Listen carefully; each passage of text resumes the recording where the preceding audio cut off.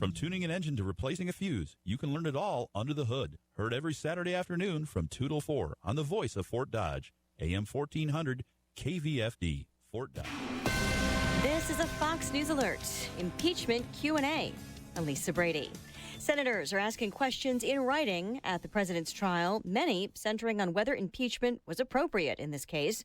Fox's Jared Halpern is live on Capitol Hill. The senators are taking turns submitting questions about additional testimony that may be needed, like from former National Security Advisor John Bolton. It makes it all the more essential to call the man who spoke directly with the president, that the president confided in. Manager Adam Schiff says there is plenty of evidence already, but Bolton's forthcoming book is reported to contradict White House explanations for a hold put on Ukrainian security assistance. Deputy White House counsel Patrick Philbin says new subpoenas set a bad precedent. The House doesn't have to do the work. They do it quick. They throw it over the transom. And this institution gets derailed and has to deal with it. The senators are expected to vote on hearing from additional witnesses later this week. Lisa. Thanks, Jared. Meantime, the president says this is a joyous day. He signed the new trade deal with Mexico and Canada. The USMCA is the largest, fairest, most balanced and modern trade agreement ever achieved.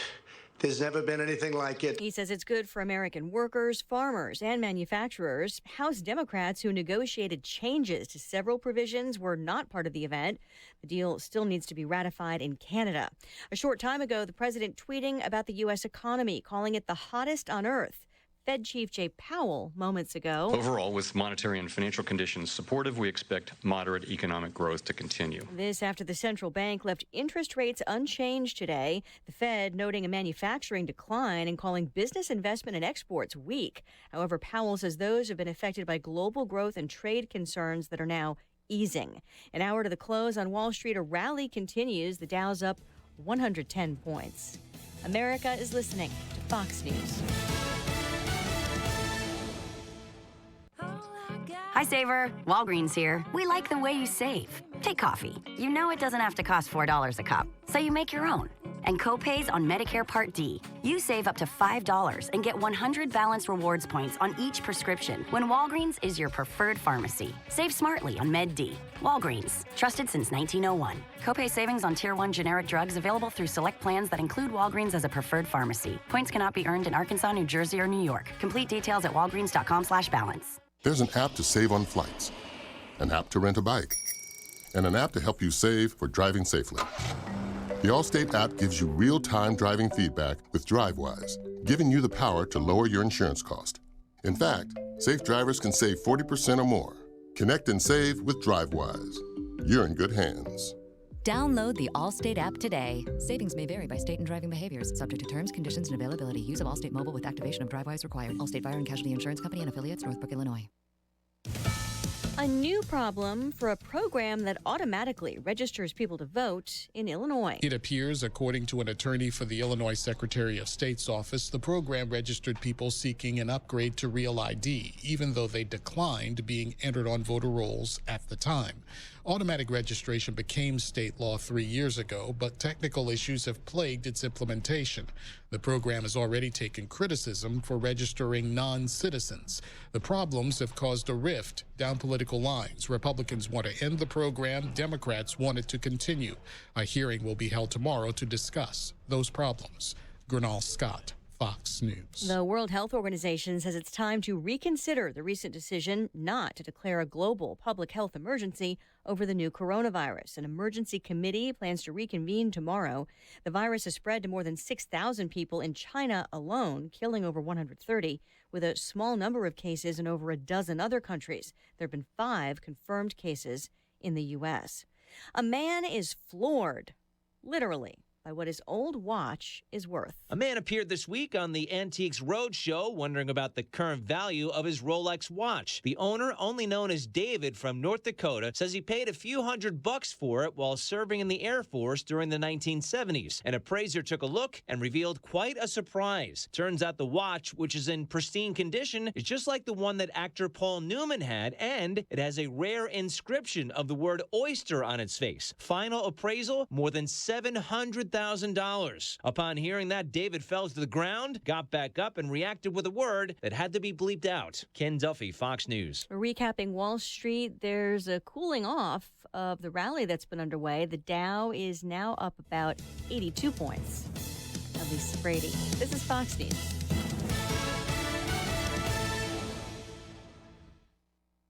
Jerry Sheeter Newsroom, I'm Rob Jones.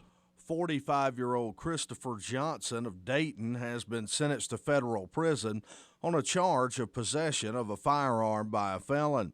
Johnson received a prison term of 6.5 years this week, stemming from an incident in the spring of 2017. Johnson was arrested in May of 2017 after police were called to a residence in Dayton on a complaint that Johnson was allegedly stalking the female occupant. Officers located Johnson and confiscated two .22 caliber handguns and .22 caliber ammo. Johnson has a prior felony conviction involving methamphetamine from back in 2001 and a conviction of an aggravated misdemeanor in 2012 for assault with a dangerous weapon. There is no parole in the federal system, and Johnson will be on 3 years of supervised release after he serves his time. 31-year-old Lorenz resident Raymond Painter Jr. has been sentenced on a charge of possessing child pornography. Painter received a 7-year federal sentence earlier this week after he pleaded guilty in August of last year. Evidence presented during his sentencing hearing included conversations he had on the internet in which he expressed a desire to engage in sexual activity with girls that ranged in age from 6 to 11 years old. An effort to reestablish Manson's local grocery store is underway. A group of concerned Manson citizens that represent the city council, chamber, and economic development groups will be having an open community forum meeting at 7 p.m. tonight at the Manson Northwest Webster High School to discuss an effort to reestablish the local grocery store. Manson Mayor Dave Anderson says he believes the reestablishment of a local grocery store is of paramount importance to the Manson community. I don't believe that you can grow a town without a grocery store. I think it's a vital part of a community. Shopping local is a bigger deal once you lose a grocery store. I think it gave us a chance to look back and say, local is important. The meeting is open to all interested individuals in and around the Manson community. College basketball for tonight. Iowa State back in action. They'll welcome in the number 1 team in the land to Hilton Coliseum, the Baylor Bears. Tonight's game an 8 p.m. tip-off on your home for the Iowa State Cyclones, True Country 540 KWMT. The UNI Panthers back in action tonight. They've won 6 of their last 7, and they look to keep the momentum going as they host Missouri State. A 6 p.m. tip-off on your home for the UNI Panthers, KVFD AM 1400. High school basketball from last night. In games you heard on Sunny 99.7, the St. Edmund Gales were swept on the road at Algona. The Gales would drop the girls' game by a score of 53-21. The boys' game would be a more competitive game, but Algona would take the win 50-43. Over on 92 Rock, the Fort Dodge Dodgers were in action in a boys-only game against Johnston.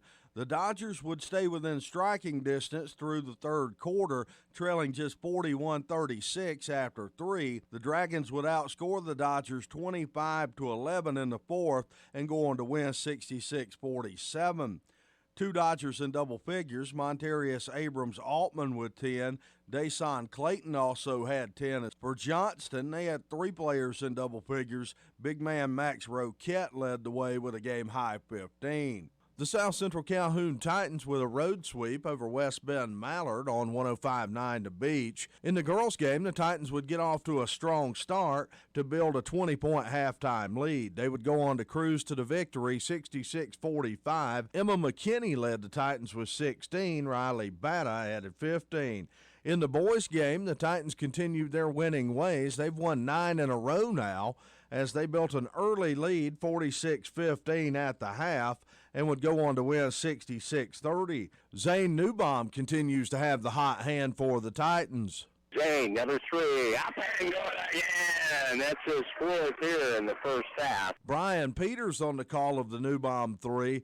Zane now in the top 10 in the state in scoring, averaging over 25 a game, and had a game-high 26. Brennan Holder added 11 for the Titans. That's your Alpha Media News Update from the Jerry Sheeter Newsroom. I'm Rob Jones. Here's the AM 1400 KVFD weatherology forecast. Overcast skies this afternoon with daytime highs approaching 28. Northeasterly winds around 5 miles per hour. Overcast tonight, 18. High of 29 tomorrow. Highs around 33 Friday with a chance for snow, 33 Saturday. A dusting of snow tomorrow night through Friday. From the Weatherology Weather Center, I'm meteorologist Jennifer Wojcicki. Currently, it's 28. Hurry! Time is running out on your chance to enter the Rocket Mortgage Super Bowl Squares sweepstakes. The largest official game of Super Bowl Squares ever with millions of dollars in prizes. And best of all, it's free to enter. Every score change during Super Bowl 54 pays out $50,000. That's right, touchdowns, field goals, safeties, even extra points. We'll draw one lucky winner from the corresponding square to win $50,000. It could be you! Plus, 2 grand prize winners will win $500,000 they could use toward their dream home. See rules and enter now at RocketMortgageSquares.com. Then tune in February 2nd to see if you win. Rocket Mortgage, official mortgage sponsor of Super Bowl 54. Enter by January 30th, 2020. No purchase necessary. 18 years or older except Alabama, Nebraska, and Mississippi. Ends January 30th. Licensed all 50 states. NMLS number 3030. The NFL is not sponsored promotion in any way. Michael Devine at AM 1400 KVFD. Listen to this. Making radio great again.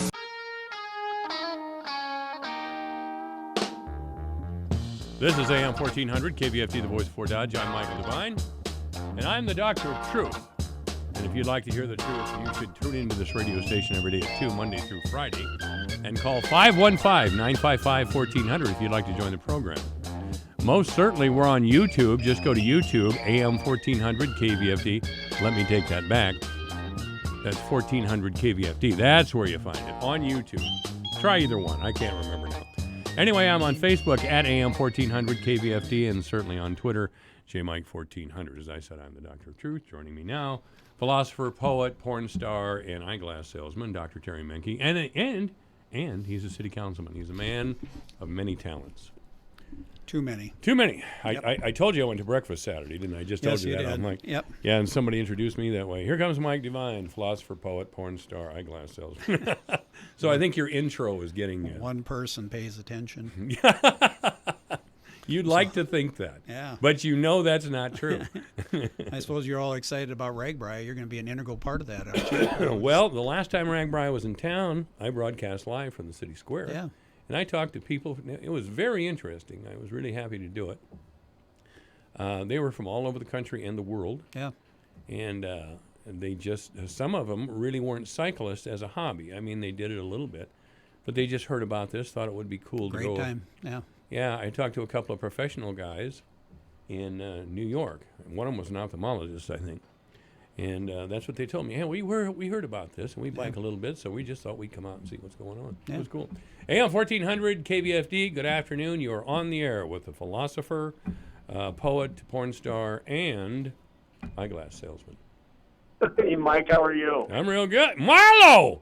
Hey, and Terry, how are you, my friend? Marlo, long time no see. Yeah, where you been, man? That's the reason for my call. I guess Mike introduces you. He also needs to include in there that consultant for Menards, because I use those bags. You encourage me to use Terry. They work out all right for you? Every one of them ripped halfway down the steps out of the So I know you're fiscally responsible with the council's money and the city's money, but you know what? When it comes to garbage bags, I'm gonna go ahead and go with my first option if that was all right. Okay, man. I'll buy them back. They don't work out. Yeah, swing by the studio sometime. You're a great guest, I tell you. That's the drive-by himself, Marlon Brandenhorst. And he used to call fairly regularly, but I haven't heard him from a long time. Yeah, you're going to get a little worried about the boy. Probably nap time for him right about now, right after lunch. But it is for me, and you too, for that matter. You look like you just got up. Yeah, well, I'd been up for a long time. But anyway, we're excited about Ragbri. Last time they were here, I actually had several of them staying at my office. They put a bunch of mats down on the floor, and I had people I didn't know come in, hand them keys, and told them they had a good time. And the fire station had showers set up, and it was good. We had a good group last time, and we're looking forward. It'll be exciting to see what happens with the 2 different bike rides this year, to see where the loyalties lie. And I think they're expecting, I think they said about 10,000 is what they're expecting, which is down from the normal number of 14 to 15. But even 10,000 people for one night will be exciting. Will be huge. I wonder why it's down like that. Well, because of the 2 bike rides. I think some of the people are going to that's off right. because of the Carson King So and the there Des was- Moines Register. And they, Well, the Register brought that on themselves. Yeah, they did. It's Yeah. like the people online. Kobe Bryant and his young daughter are killed in a horrific fashion. As well as 7 others. As well as 7 others. A terrible crash, and everybody's in shock. And here comes some nerd 4 hours later. Oh, yes, let us not forget the victim of Kobe Bryant's sexual assault. No. Well, I wasn't aware that he was convicted of anything.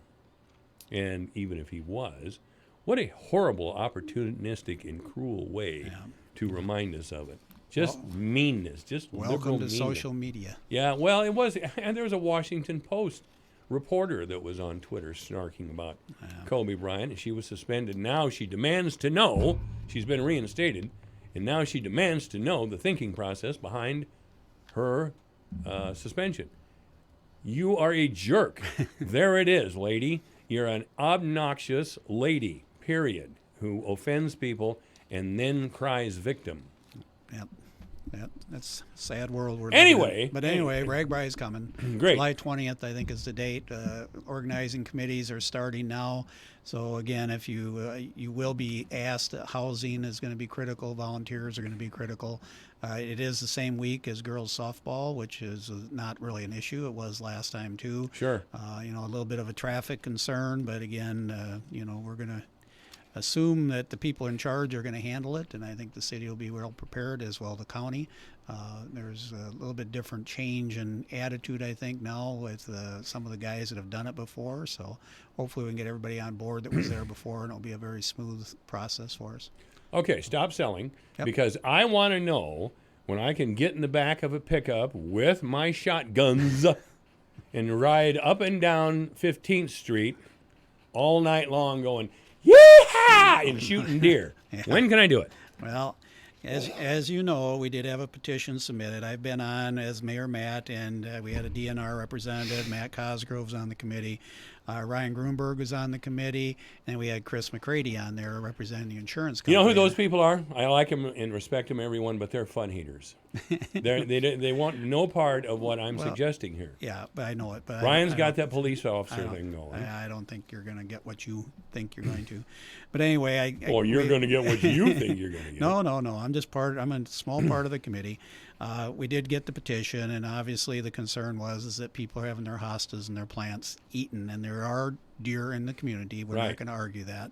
But the problem we ran into is that how do we know how many deer we can tolerate? I mean, what's the number? What's the magic number? Are you going to be happy with I have deer? it for you, of course. You have come to the right place as always. 0. The right number is 0. No, remember that deer gun in Randall's grocery store a few years ago? Yeah, I know it. That's been several years ago. But again, running up and down the aisles, crashed through the plate glass window. Yeah, but according to the numbers that we have, I mean, it can be the optimum number in some communities, 10 deer per square mile. Some people wouldn't be happy with that. I know that the deer are grouping up this time of the year as they normally do, and so where do these figures come from? 10 deer a square that's mile. That's the DNR numbers. They estimate that 10 and deer. where do they come up with the money? Well, they're geniuses. I knew that. They're state regulators. Yeah. Ergo, they have everybody's best interest in mind. Yeah, but anyway, the DNR used to require a count. They had a helicopter to fly over. It was about a $15,000 bill, and the first year, I don't think we had enough snow or we didn't have enough time for them to get everything organized. The second year was they ran out of money, so they didn't do it. And then this last year, we didn't really, do anything because the DNR hadn't been very aggressive about doing it. So I had asked about... We have a Republican administration now, Terry. We don't need all these extra expenditures over deer. But I had Just have some guys in pickups. No. But again, I'd ask. One group can go north-south, the other. Okay, my thought process got east-west. interrupted here. But anyway, Try to handle it. I asked 3 years ago about car deer accidents. I called down the police department. Way to go. And I was told that there were no reported deer accidents with cars in the last 5 years, which I knew wasn't correct. But they said that a lot of times, Roger told me Monday, as a matter of fact, a lot of times the deer are hit and the people just keep on going because they don't know what to do with the deer. They don't know who to call if the car is still operational. So we have to do a survey in the community. We did reach out to the police department, and they were going to look at night to do a deer count, but those numbers were never given to us. And we're also asking them to look at streetlights too, so they're going to be busy. This is AM 1400 KVFD. Good afternoon. You're on the air with Councilman Menke. Yeah, hey, Michael, Jerry back calling. Hey, Jerry, how you doing? Pretty good. Hey, just on that deer issue, I don't know how they control them, but last night or Monday night, I went out to a meeting out in Webster County. Yeah. And that field is just east of the CNS Products building. Yeah. I stopped and I had to move, but by the time I moved, I had counted 52 deer in that field, and there were still more way in the back. So I imagine it probably through the Soldier Creek Valley, but there were 52 of them out there. So there are deer. Well, you're a hunter, Jerry. I'm a hunter, and Terry has his own specialties that we're aware of. So I'm proposing that we get out, we get a special deer tag free from the state or the county or whoever wants to issue it. That's not going to happen. Why not? I don't know what are how you, a you're gonna county do it in official city now? limits, but sometimes it is a problem in certain areas here. Yeah. No question. No question. Yeah, we're not going to argue the fact that there's deer out there. I mean, there are deer there. I mean, there's no doubt about that. Well, that's an amazing concession. Yeah. Now you're here talking about all these plans with no solution again. No. This guy's a bureaucrat. Maybe, I don't care. Maybe if you'd shut up and let me talk. I have been shutting up and letting you talk. When? Your fans are always out there reminding me to shut up. All right, hey Jerry. Okay, I'll let you guys go and have your fun. See you later. All right. Give us the solution. Okay. Well, again, we have to identify if there's a problem, if there's certain areas, if there's Didn't we certain just zone, do that? No, you said in a field which is outside the city limits, there's a lot of deer. Yes, I agree. There are a lot of deer out there. I've seen herds up to 250 in some places. No, that's not what we agreed on, Terry. No, but you started out by saying we admit that there's plenty of deer. Okay. There, we have resolved the issue. There's deer. No, deer. The question is, how do we control the population? Right. Iowa City was brought up. Iowa City this year did allow urban hunting, as they call it. I don't know if hunting is the correct term because they actually use sharpshooters. Mm-hmm. They are going out at night. We've had a lot of fireworks complaints. Can you imagine if we start shooting guns inside the city limit to thin the deer herd out? But they do bait the sites, and then they go out at night, which is not what you normally do when you hunt. The sharpshooters do shoot the deer. They have 1 year, they did that up to 2010, and they did thin the herd down quite a bit. And up in 2010, and then the city manager in Iowa City decided that the control of the herd was fine, that they didn't have any problems. So from 2010 to 2019, they did not do any urban hunts in Iowa City. Right. The deer population exploded again because they did not maintain some type of control. Well, because deer do one thing well. They have other things. deer. They eat. That's right. They sleep. And they have babies. sex. Right. They're very much like the French that way. But anyway, they do shoot the deer, and I can tell you that the last time they did a count, they shot about 60 deer, and a third of them were fawns. So they're shooting the fawns, which is, again, an issue that we're going to have. See, you had to throw that out there. Here's the Bambi situation. It's the Bambi thing. We're going to have crying, screaming, indignant women over at the council. They are going to start sharpshooting again. They do aim for the head, so they say it's an instantaneous termination of the animal. That's fine for the first deer, but what do you do with everybody else that's sitting around their bait? You obviously startle them. And so they do have 4 more years of bow hunting then that will follow up after this winter of sharpshooters. And they have White Buffalo Inc. is the name of the company that they actually contract with. The cost of that service to Iowa City is $100,000 a year. Mm-hmm. Plus processing.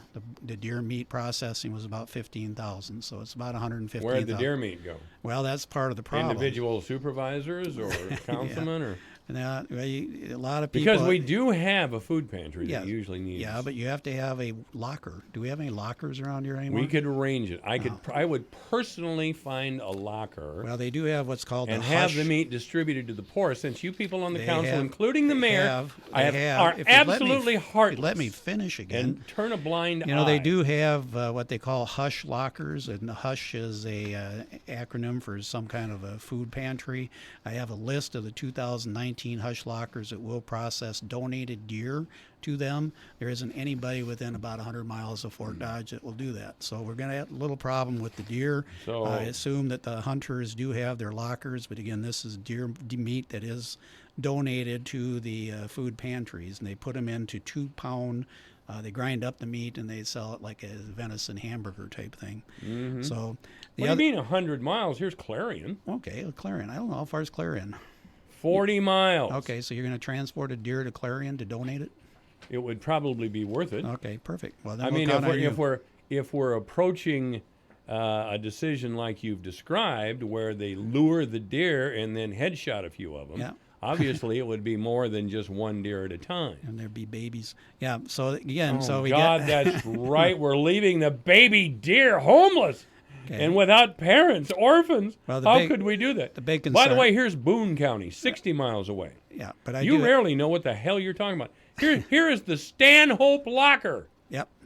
I'm just giving Oh, you over information. 100 miles. They're not within 100 miles. Okay, See, this is why I have to correct him, ladies and gentlemen. retract my statement. I know some of you get mad because I interrupt the great man. You won't even let me say anything. Well, God, if I did, we'd be here till 5. Go No. ahead. Okay. Well, my main concern is the liability issues, and not only for the city but for the property owners. You do have to have permission in order to hunt deer on private property. There would be restrictions as far as how far away the people could shoot the deer. Obviously, we're talking bow hunting at this point. We're not going to have people out there with rifles and shotguns inside the city limit. Some of the communities, there's 18 communities in the state of Iowa that allow urban hunting, and 25 state and county parks that allow it. There was a law passed recently, Chapter 461C, that does address the liability issue as far as people, say you shoot somebody's dog or cat instead of a deer, or if you hit a house, or whatever happens. Obviously, the archers do have to be vetted. They have to prove that they're actually capable of hunting. But the other thing is, well, they got to prove it. And that's been part of the discussion ever since day one. But if they're going to be using city property, there is a liability issue. If somebody does get hurt, there's probably more people that fall out of tree stands than there are get hurt hunting any other way. Certainly. Yeah. So again, the city does have to be protected if they do something like that. So the processing, again, it was about $15,000. We do have to, I would suggest if we're going to do this, we have to look for the chronic wasting disease, even though it hasn't been found in Webster County. It has been found in the state, so they do want to check for that. And again, you have to check with the food pantries to make sure that they want it, and you have to get it processed. And the other thing is when you take these deer, you do gut them, and it'll be interesting to see what happens to all the entrails, because usually out in the field they just kind of leave them. So yes, and you know what happens to them then? The wolves and they're the eaten coyote. by the other critters in the forest. They're Yeah. gone sometimes within 24 hours, or not even that. Is that going to happen in town? In town, no. We'd have to have a gut bucket, as the deer hunters call it. That's right. That's what they call it. Get a 5-pound gut bucket and do your deer stuff. So anyway, this I'm is sure. a part of the world. I don't know if you realize this, but we slaughter animals here fairly Yeah, regularly. I'm well aware of that. Yeah, and I could take you over to Prestige. No, and thanks. I don't want to go. Thanks anyway. Oh, what's the matter? You're above hog processing or what? No, I'm just not into that. By the way, Thanks anyway. how far is Carroll, Iowa from Fort Dodge? 60 miles. Yeah, that's right, because we have Mike's Locker, Carroll, Iowa, 60 miles. Yeah. But But again, you got to 100. transport it. They say you add an extra, how much money? All of a sudden you're changing the subject. No, I'm not. Oh, changing was it. that 100 miles? But I will let you know I've had several complaints about the chipmunks eating the flowers off of people's front porch too. So I think we ought to declare chipmunk season 2. Oh, somebody's always mad. Remember, Yeah. every year we got to go through the fireworks hassle, and Yeah. then we got to go through what? I don't know. So anyway, the deer thing is we have been talking about that for 3 years. I think we're going to probably, hopefully, have a public input forum. Iowa City did that, and that was kind of fun to watch that. 2 hours and 16 minutes of discussion.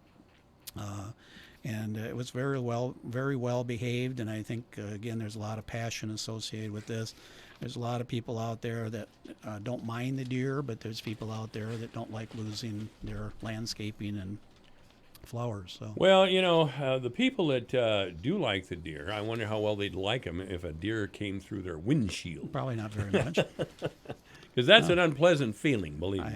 I've been there. I hit a deer about 5 or 6 years ago. Did you get out and offer a mouth-to-mouth resuscitation? Yes, I did. Yep. I tried to revive it. Yep. It was $8,500 damage done on my truck.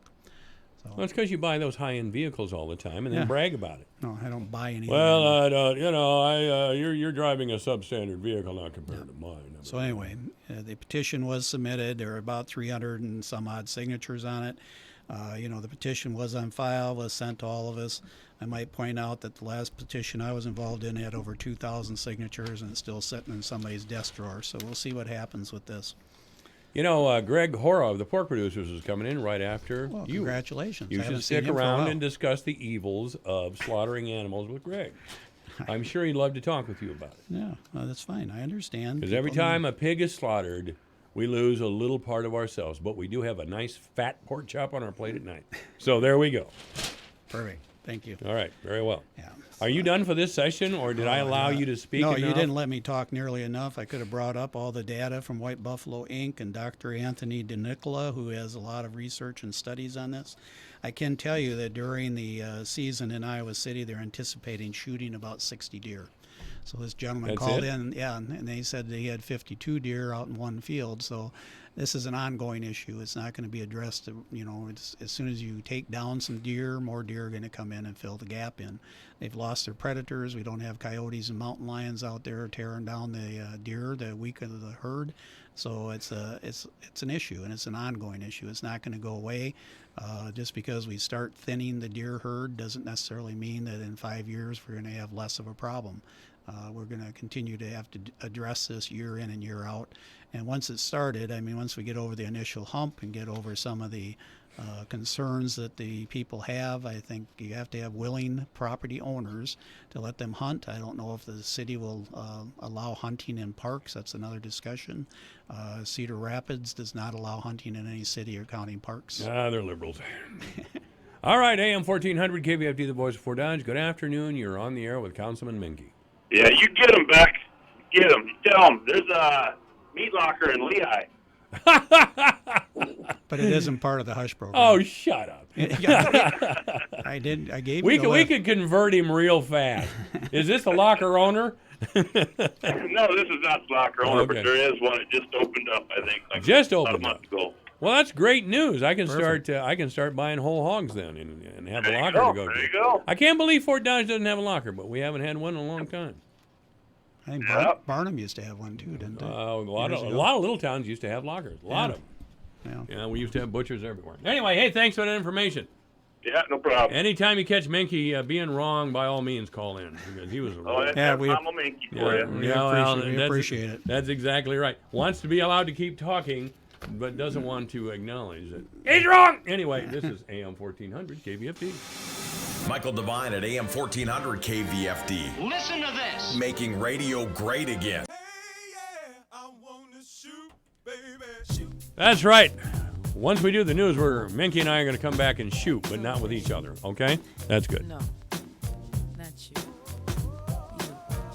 The bow-legged. Did you know that the IRS is getting more aggressive these days and they're using private collection agencies to track you down? Don't wait. If you owe more than $10,000, then you need to take action. Take advantage of the Fresh Start Initiative, a program in place that can help you now. If you qualify, you can save thousands. Call about the government program designed to help you and call Oxford Tax, the Fresh Start experts. If you qualify, they will stop the IRS collection agencies from coming after you within 24 hours. Oxford Tax has an A+ rating with the Better Business Bureau and will fight to get you the best deal possible. Get the break you deserve and call about the Fresh Start Initiative or even a settlement now. Call Oxford Tax now at 800-549-8040. Hurry, or it will just get worse. Let Oxford Tax stop the IRS from targeting you within 24 hours. Call our helpline now at 800-549-8040. That's 800-549-8040. It's important that you take action before programs change. Call Oxford Tax at 800-549-8040. 800-549-8040.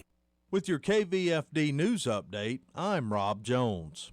45-year-old Christopher Johnson of Dayton has been sentenced to federal prison on a charge of possession of a firearm by a felon. Johnson received a prison term of 6.5 years this week.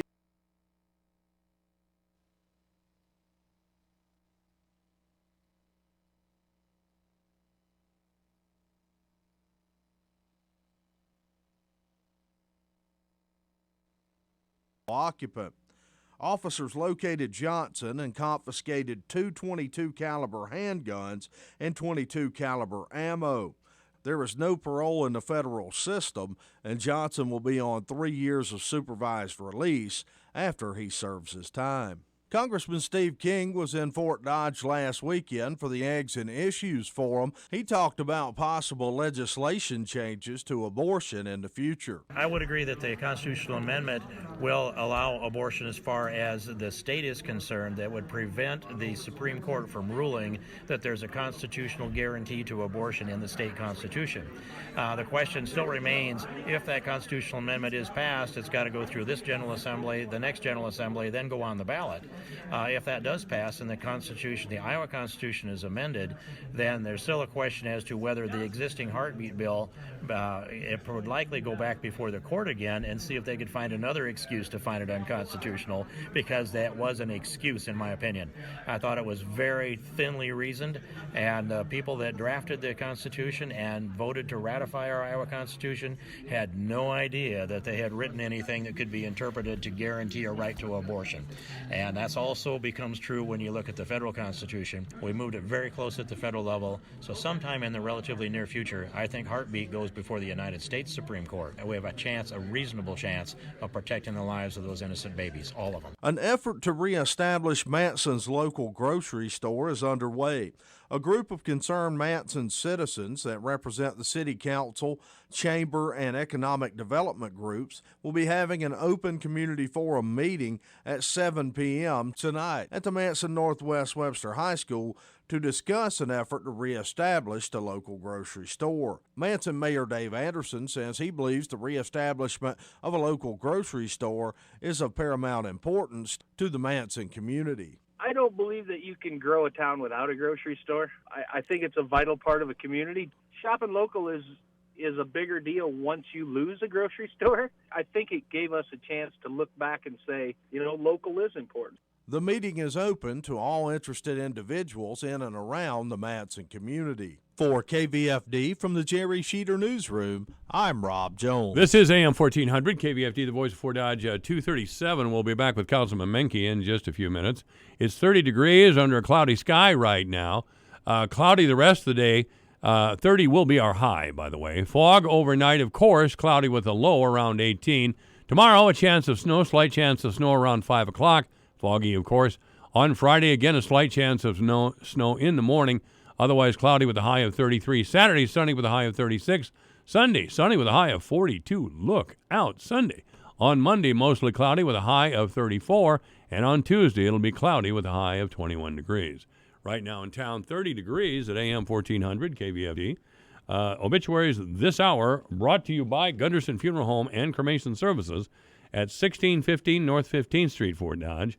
You may contact Gunderson Funeral Home and Cremation Services by calling 515-576-7128 or online at www.gundersonfuneralhome.com. Mr. Jeff Bachhoven of Des Moines, originally from Fort Dodge, has passed away at the age of 60. There will be a funeral service for Mr. Bachhoven here in town this weekend at 2 o'clock in the afternoon. Robert Scott Ritchie, 61 years old, has passed away. He passed away at the Paula J. Baber Hospice House here in town on January the 27th. There will be no funeral, and he will be buried in East Lawn Cemetery in Beloit, Wisconsin. That's for Robert Scott Ritchie. Obituaries this hour brought to you by Gunderson Funeral Home and Cremation Services at 1615 North 15th Street, Fort Dodge. You may contact Gunderson Funeral Home and Cremation Services by calling 515-576-7128 or online at www.gundersonfuneralhome.com. 2:38 at AM 1400 KVFD and 30 degrees. Here's a look at how the markets closed today. March corn down 2 1/4 at 384 1/4. May down 2 1/2 at 389 1/2. July corn down 2 3/4 at 394 1/2. September down 2 1/2 at 392. March soybeans closed down 2 cents at 893. May down 2 at 907. July beans down 1 1/2 at 920 3/4. August down 1 3/4 at 925 1/4. March wheat closed down 7 1/2 at 562 1/4. Soybean meal down 150 a ton at 296.10. February live cattle down 40 cents at 121.75. April down 47 at 120.22. January feeder cattle up a nickel to close at 142.10. March down 42 cents at 134.97. February lean hogs down 192 at 64.30, and April down 247 at 68.82. From the Iowa Power Farming Show in Des Moines, I'm Dwayne. Finding great candidates to hire can be like, well, trying to find a needle in a haystack, but not with ZipRecruiter. Its powerful technology actively finds and invites qualified candidates to apply to your job. So while other companies might deliver a lot of hay, ZipRecruiter finds you the needle in the haystack. See why 4 out of 5 employers who post a job on ZipRecruiter get a quality candidate within the first day. Try ZipRecruiter for free at ZipRecruiter.com/search. That's ZipRecruiter.com/search. Some digital companies make you pay every time they make a post on your social media and then hold your passwords hostage when you want to make a change. At Alpha Media, we believe you should be in control of your business website and social media. We're here to help on whatever level you choose, but you own your digital assets. If you aren't happy, why should you be forced to stay? Let's talk. Call Alpha Media Fort Dodge today and visit with one of our expert marketers. They'll help you develop a complete marketing plan you control. We can't wait to hear from you. Ever walk across your cornfield and find a nice surprise? Like that favorite vice grip that fell off the planter last spring. Well, next fall you might just come upon an even bigger treasure. More corn, thanks to Acuron herbicide. Acuron gives you 5 to 15 more bushels an acre than any other herbicide when used in a pre-emergence application at full label rates. To discover your 5 to 15 bushels, talk to your Syngenta retailer. Acuron Yield Advantage range based on 2016 Syngenta and university trials. Always read and follow label instructions. Acuron is a restricted use pesticide. Michael Devine, the Doctor of Truth. Does anyone have anything they'd like to confess? That AM 1400 KVFD. This is AM 1400 KVFD, the voice of Fort Dodge. I'm Michael Devine, and yeah, we're going to tell the truth. We're going to make it matter, and we're always going to be boring. Ha, I slipped that in there, didn't I? Yeah, well, we're not always going to be boring. It's just when Terry starts reading his data that everybody's head explodes and their eyes cross, and we go numb.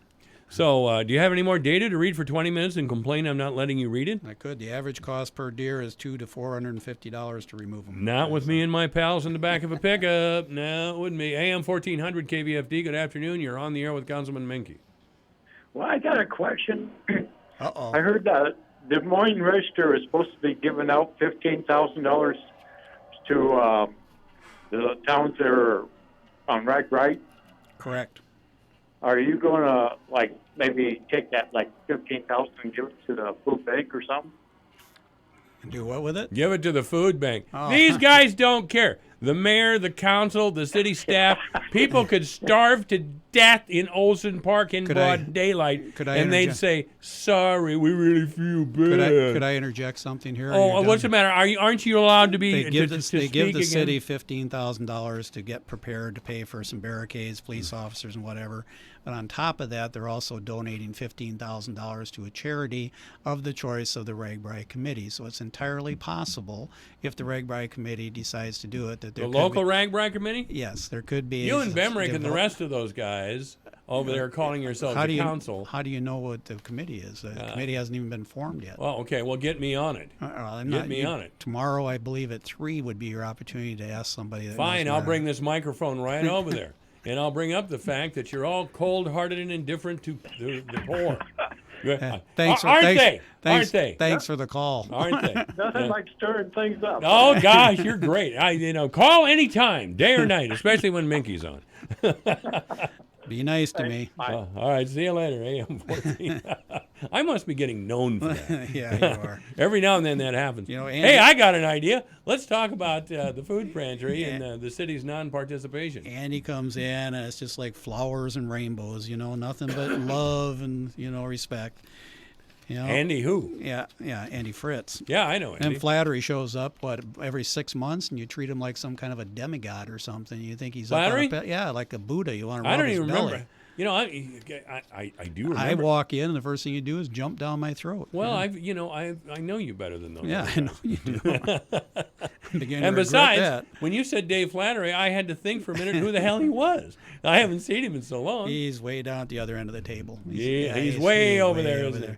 He's the pig guy. He's the one you need to talk to. He actually toured Prestige here a month ago. Dave did? Yeah, he went through the tour. I think Denny and Kelly maybe from the Growth Alliance, and Dave went up there and met with them, and they got a 2-hour tour. Yeah, so he'd be a good one to talk about what's going on. Well, I think I did talk with Dave some months ago when they had a tour going on, but it was kind of a one-time thing in the fall, I think. Well, this was just no more than a month, 6 weeks maybe, no more than that. Dave keeps saying he can't be on because he's got to set his table. I know where he lives. Was he kidding? The rest of he's us over there making little Catholics all the time. That's what he's doing. No, I don't think he is anymore. Not anymore? He hung it up? Yeah, he hung it up. Yeah. So anyway, we did have a meeting Monday night. Started out with some budget workshops. We talked about DART, which is kind of a cost neutral to us. Their ridership keeps going up, and I think they're doing a great job. They were actually running bus service out to the new hog processing plant from Fort Dodge. I'd just like to observe that's something that the Catholics in Deer have in common. They make a lot of little Catholics in Deer. Just terrible, isn't it? Thank you you. Lutherans are more circumspect. Yeah, my wife's a Lutheran. I told you that. I'm a Methodist. But anyway, but you go to the Lutheran church, yeah, right? And you send your kids to St. Edmund. Yeah. You're very screwed up. Yeah, thank you. But we did talk about city clerk, city hall maintenance, the mayor and manager, which is kind of flat. IT, which is, and the cost of computers. I think Tyler over there has got a planned replacement, so the computer costs are maintaining, but the software is getting more and more expensive, and obviously we need to keep up to date on all that, and especially if we're getting into broadband internet, which we did have a meeting on last week. We met with the advisors on the broadband. It is moving forward. You're probably going to see some kind of a request for information being sent out to look for potential partners in the market. There's several people out there that look at communities like Fort Dodge to partner with, still trying to decide the actual mechanics of the program and the involvement of the city. Everything from us doing everything to us doing minimal, and somewhere in between there I think is what we're going to end up doing. But again, there is a committee that's looking at that, and Ryan Mail with the city is kind of the point person on all that. So I would anticipate over the next 3 or 4 weeks you're going to see a lot more information about that coming out, and it might be interesting if you get Ryan on here when that stuff starts to flow, because he would have a little bit better input on what's actually going to happen. But I'm sorry, what did you say? Yeah, that's what I thought. But broadband is continuing to move forward, and continuing to move forward. And those of us... Did I see you at Eggs and Issues when a very important broadband discussion was going on? I was actually locked up in the prison doing our backpack program on Saturday. So You're a saint, you know that? I was there on You'll Thursday. help criminals, but not little starving children in our town. What do you think I was doing at the prison? We were packing 1,700 bags of food that we could give away. Were the prisoners helping? Yes. Oh. Yeah. So was I, and we had a couple other people there, and it was a good turnout. We're actually packing again this Saturday, too, and we're actually out there tomorrow for a luncheon. So it'll be my 3rd or 4th visit in the last week out there. So, yeah. So I missed Eggs and Issues. I'm sorry I missed that. I, enjoy going to that. I like to watch the people perform, and that's what it is, the performance. Sure. So anyway, we did, on Monday we had a couple of discussions, a couple off-the-record discussions. We're still working on a stop sign, 1st Avenue North and 7th Street. Kim has been asking for that for some time. There's been several close calls up there on that intersection, and it is kind of a long straight shot without a break. And I think that would be a good location for a stop sign. Now all we have to do is kind of convince the city staff that it needs to be done. We also talked a little bit about parking revenue. We've been sitting on about $150,000, haven't done any parking lot improvements over the last couple of years, 3-4 years, and With the Chronicle, the sculpture over there right across from the city, it would be interesting, and we hopefully will be getting some townhouses, condos being built over there on 2nd Avenue South, which is going to take away part of that parking lot. But as the Warden Plaza project progresses one way or the other, we are going to need more parking downtown, and I think we need to look at developing a plan for that parking lot on 9th and 1st Avenue South. We do have some preliminary plans, but we just have to get the final and get the dollar estimates.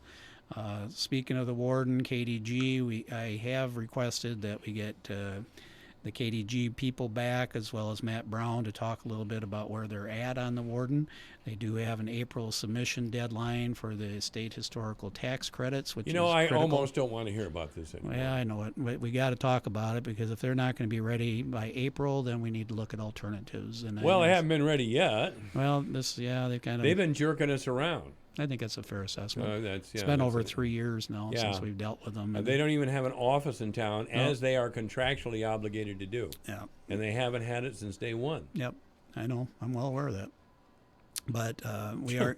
Well, you're in the position to maybe do something about us. Well, trust me, forget it. I hate to keep repeating this, but I'm 1 of 7, and just because we make a decision, there's legal ramifications for any decision that we make. So we have to weigh the legal ramifications of contract termination versus what we're going to gain in the process. Is there a termination? There's always a termination. I'm sure in a contract. Yeah, but that's a legal thing. Maybe Mr. Conrad or Mr. Crimmins would be willing to come in and talk about that. But again, we've got to give them a shot. I think if they miss the April deadline, then that's, as far as I'm concerned, all bets are off. I think KDG has not been willing to really be forthright with their actions, and I don't think they've got the financial backing to do the job at this point. And until I'm showing differently where their money's coming from and how much they're actually going to put into the deal, I think we need to look beyond them. But again, they've got an April. How much have they committed so far? Well, we've given them a little bit. We've given them like $180,000. Right, and how much have they given us? Well, according to or them, sunk into the project? According to them, their time and effort and design work and whatever is worth millions. So nothing. But we haven't seen it. So, yeah, I was going to say.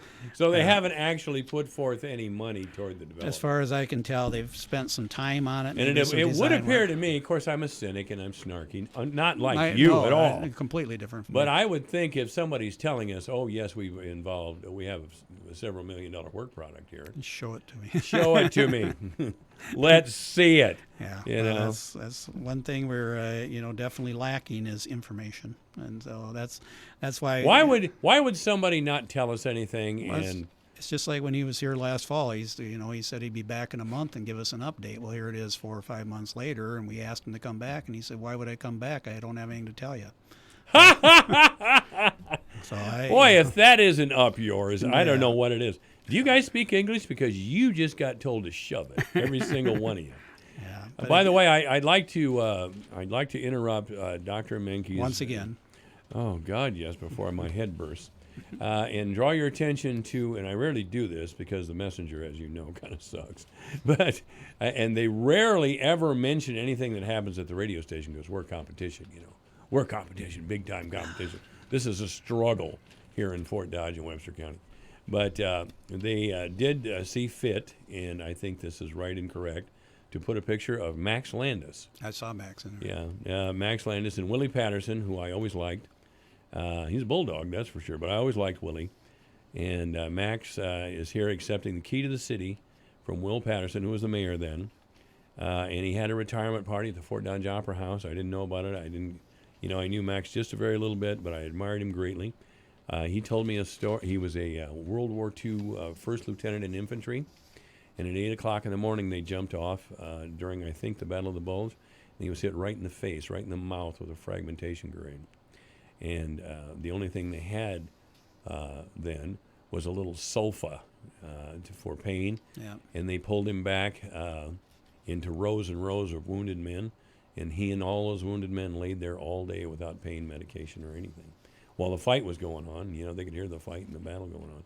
Boy, I'll tell you, the greatest generation, there he was, right there. That's Max Landis. Max was a good guy. Max was a good guy. He used to call on me all the time, came in with his little briefcase and, try to sell me stuff. I remember him two ways, walking down Central Avenue without a hat, in short sleeves in the summer, and with a hat, overcoat, and briefcase in the winter.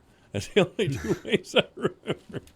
And he would hit every store on Central Avenue. There were a lot of them then. He was out there. He was the ultimate salesman. I don't think he ever left without a commitment. So he was a tough guy to say no to. People bought from Max because he was Max. Yep.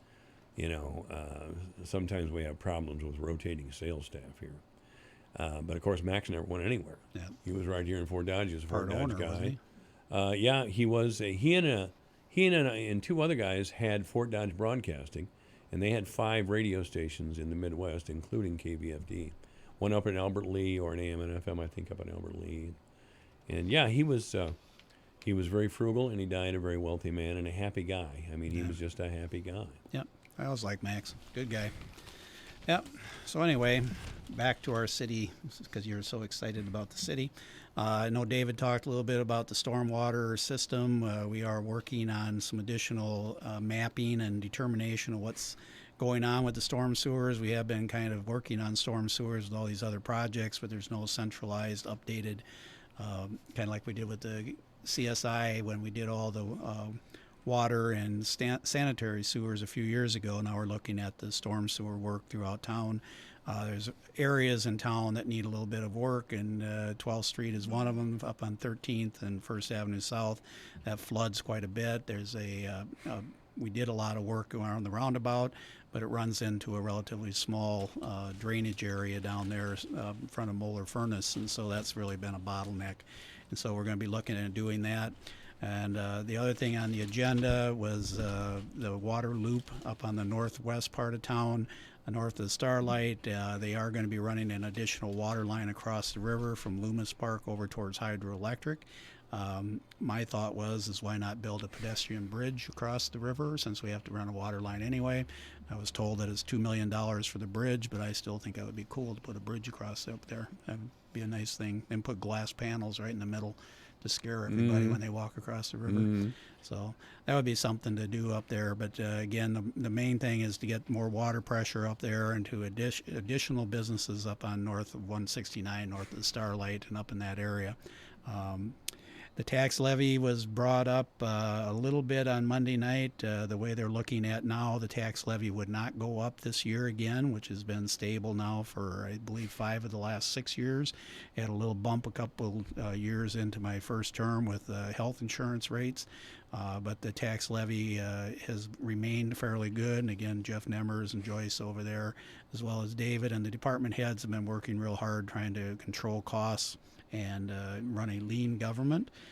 The value of the houses is obviously going to go up. They came in and assessed my building last week? Vandegaard came in and did a walkthrough.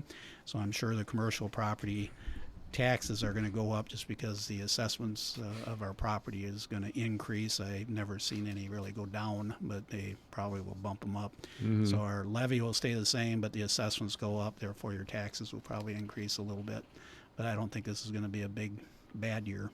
Of course, the county taxes will probably go up too. I don't know who you got coming in today, but they voted that. Keith, I think. Keith's coming in. Yeah, well, the county taxes will probably go up a little bit to pay for the clock tower and roof. I guess you can't just call it the clock tower anymore. It's a roof reconstruction at the courthouse. Oh, I'd say. Yeah, so you're going to end up with a little bit of a bump there for that $6.1 million project. But again, the city levy and the city taxes are going to stay fairly flat. Saying that, the water rates are going to go up again. This was a planned increase over the last 3 years. We bumped them up about 1.5% a year. The reverse osmosis charge is going up a little bit. That will be online this fall, and your soft water salt will reduce, and the price of the bag of salt basically will be added onto your bill to help pay for that $20 million plant out there. So, all right, you're just a genius, you know that? Yeah. We're going to have to go. Dr. Terry Menke has been our guest. Thank you, Terry. No problem. This is AM 1400 KVFD. The annual Customer Appreciation Sale is on at Party Productions and the other store, too. You heard that right. The annual Customer Appreciation Sale has been extended to the other store in the Crossroads Mall this year. That means all NFL merchandise is 20% off. Melissa and Doug is 20% off. Game Bibs 20% off. School Spirit 20% off. Wine $2 off. Don't miss the Customer Appreciation Sale now through March 7th at Party Productions, 1919 1st Avenue North, and the other store in the Crossroads Mall, Fort Dodge. What if I told you there was a way to step into another gear for your brain and be much sharper, more focused, and improve your memory to a level that you could only dream about, and notice these results in 30 minutes? Hard to believe? Neuroscientists are calling this new brain discovery the biggest advancement in brain science to date. It's called Limitless, the brain pill of the future. Take it, and within 30 minutes, you'll transport your mind to a new level of focus and clarity you would have never thought possible. I took Limitless, and it started working in minutes. All of a sudden, it felt like a dark cloud had been lifted up right before my eyes. I have a mental clarity I've never felt before. Biz execs, athletes, teachers, and students are calling Limitless a secret weapon for the brain. You have nothing to lose, so call now and find out how to get a free bottle today. To find out how to get your free bottle of Limitless, call 800-605-4757. That's 800-605-4757. Get your free bottle for a limited time. Call now, 800-605-4757, 800-605-4757.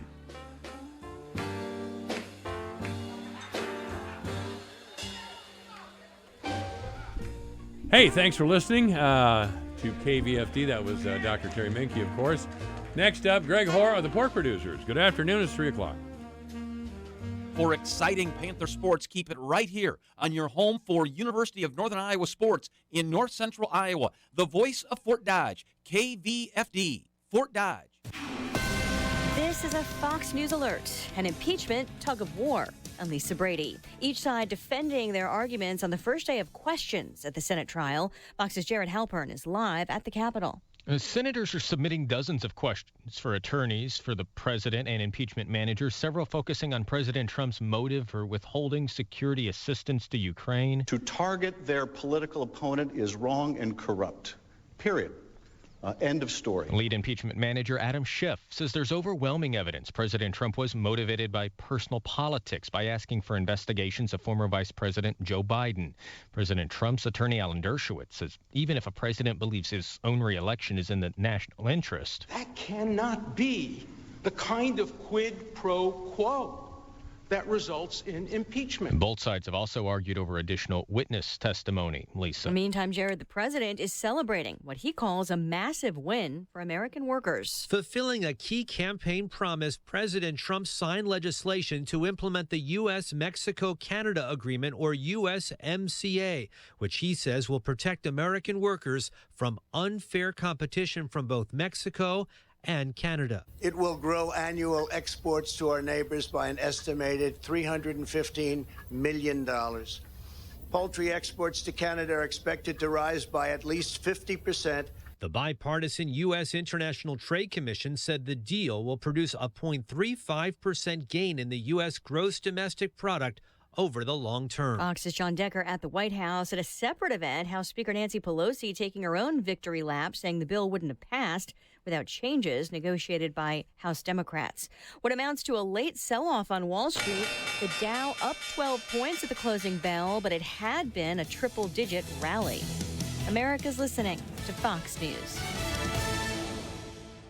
Hurry! Time is running out on your chance to enter the Rocket Mortgage Super Bowl Squares Sweepstakes. The largest official game of Super Bowl Squares ever, with millions of dollars in prizes. And best of all, it's free to enter. Every score change during Super Bowl 54 pays out $50,000. That's right, touchdowns, field goals, safeties, even extra points. We'll draw one lucky winner from the corresponding square to win $50,000. It could be you! Plus, 2 grand prize winners will win $500,000 they could use toward their dream home. See rules and enter now at RocketMortgageSquares.com. Then tune in February 2nd to see if you win. Rocket Mortgage, official mortgage sponsor of Super Bowl 54.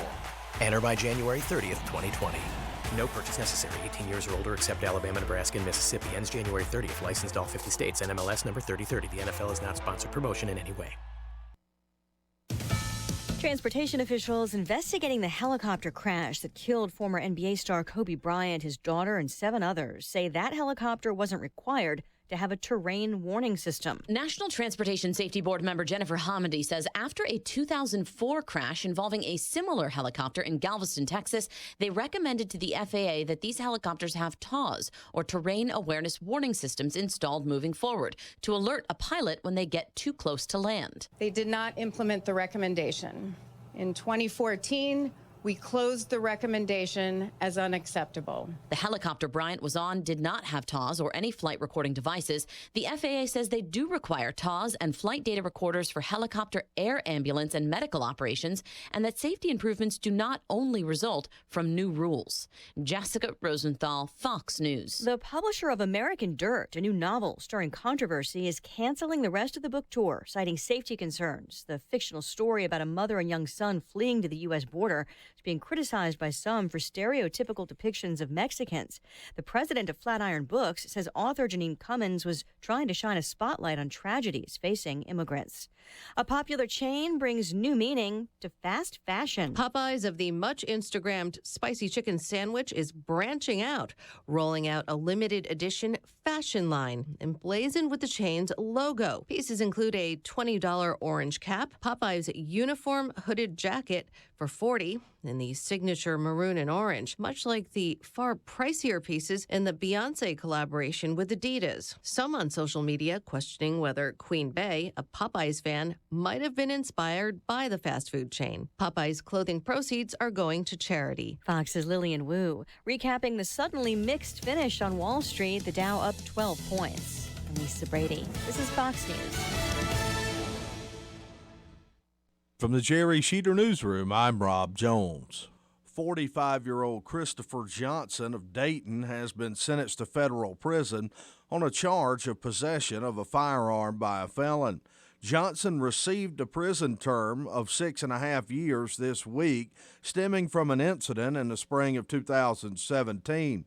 Johnson was arrested in May of 2017 after police were called to a residence in Dayton on a complaint that Johnson was allegedly stalking the female occupant. Officers located Johnson and confiscated two .22 caliber handguns and .22 caliber ammo. Johnson has a prior felony conviction involving methamphetamine from back in 2001 and a conviction of an aggravated misdemeanor in 2012 for assault with a dangerous weapon. There is no parole in the federal system, and Johnson will be on 3 years of supervised release after he serves his time. 31-year-old Lorenz resident Raymond Painter Jr.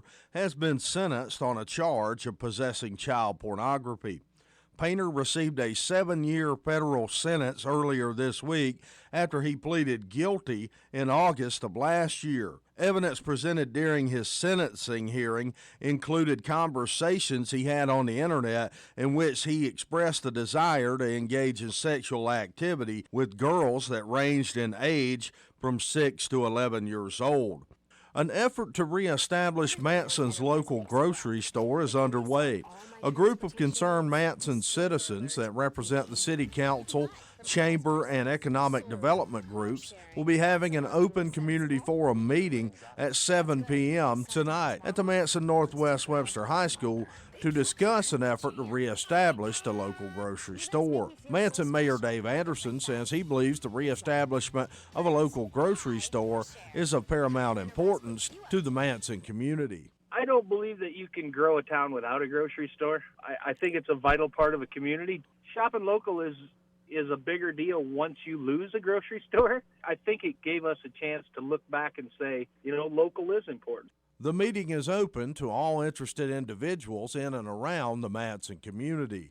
College basketball for tonight. Iowa State back in action. They'll welcome in the number 1 team in the land to Hilton Coliseum, the Baylor Bears. Tonight's game an 8 p.m. tip-off on your home for the Iowa State Cyclones, True Country 540 KWMT. The UNI Panthers back in action tonight. They've won 6 of their last 7, and they look to keep the momentum going as they host Missouri State. A 6 p.m. tip-off on your home for the UNI Panthers, KVFD AM 1400. High school basketball from last night. In games you heard on Sunny 99.7, the St. Edmund Gales were swept on the road at Algona. The Gales would drop the girls' game by a score of 53-21. The boys' game would be a more competitive game, but Algona would take the win 50-43. Over on 92 Rock, the Fort Dodge Dodgers were in action in a boys-only game against Johnston. The Dodgers would stay within striking distance through the third quarter, trailing just 41-36 after 3. The Dragons would outscore the Dodgers 25-11 in the fourth and go on to win 66-47.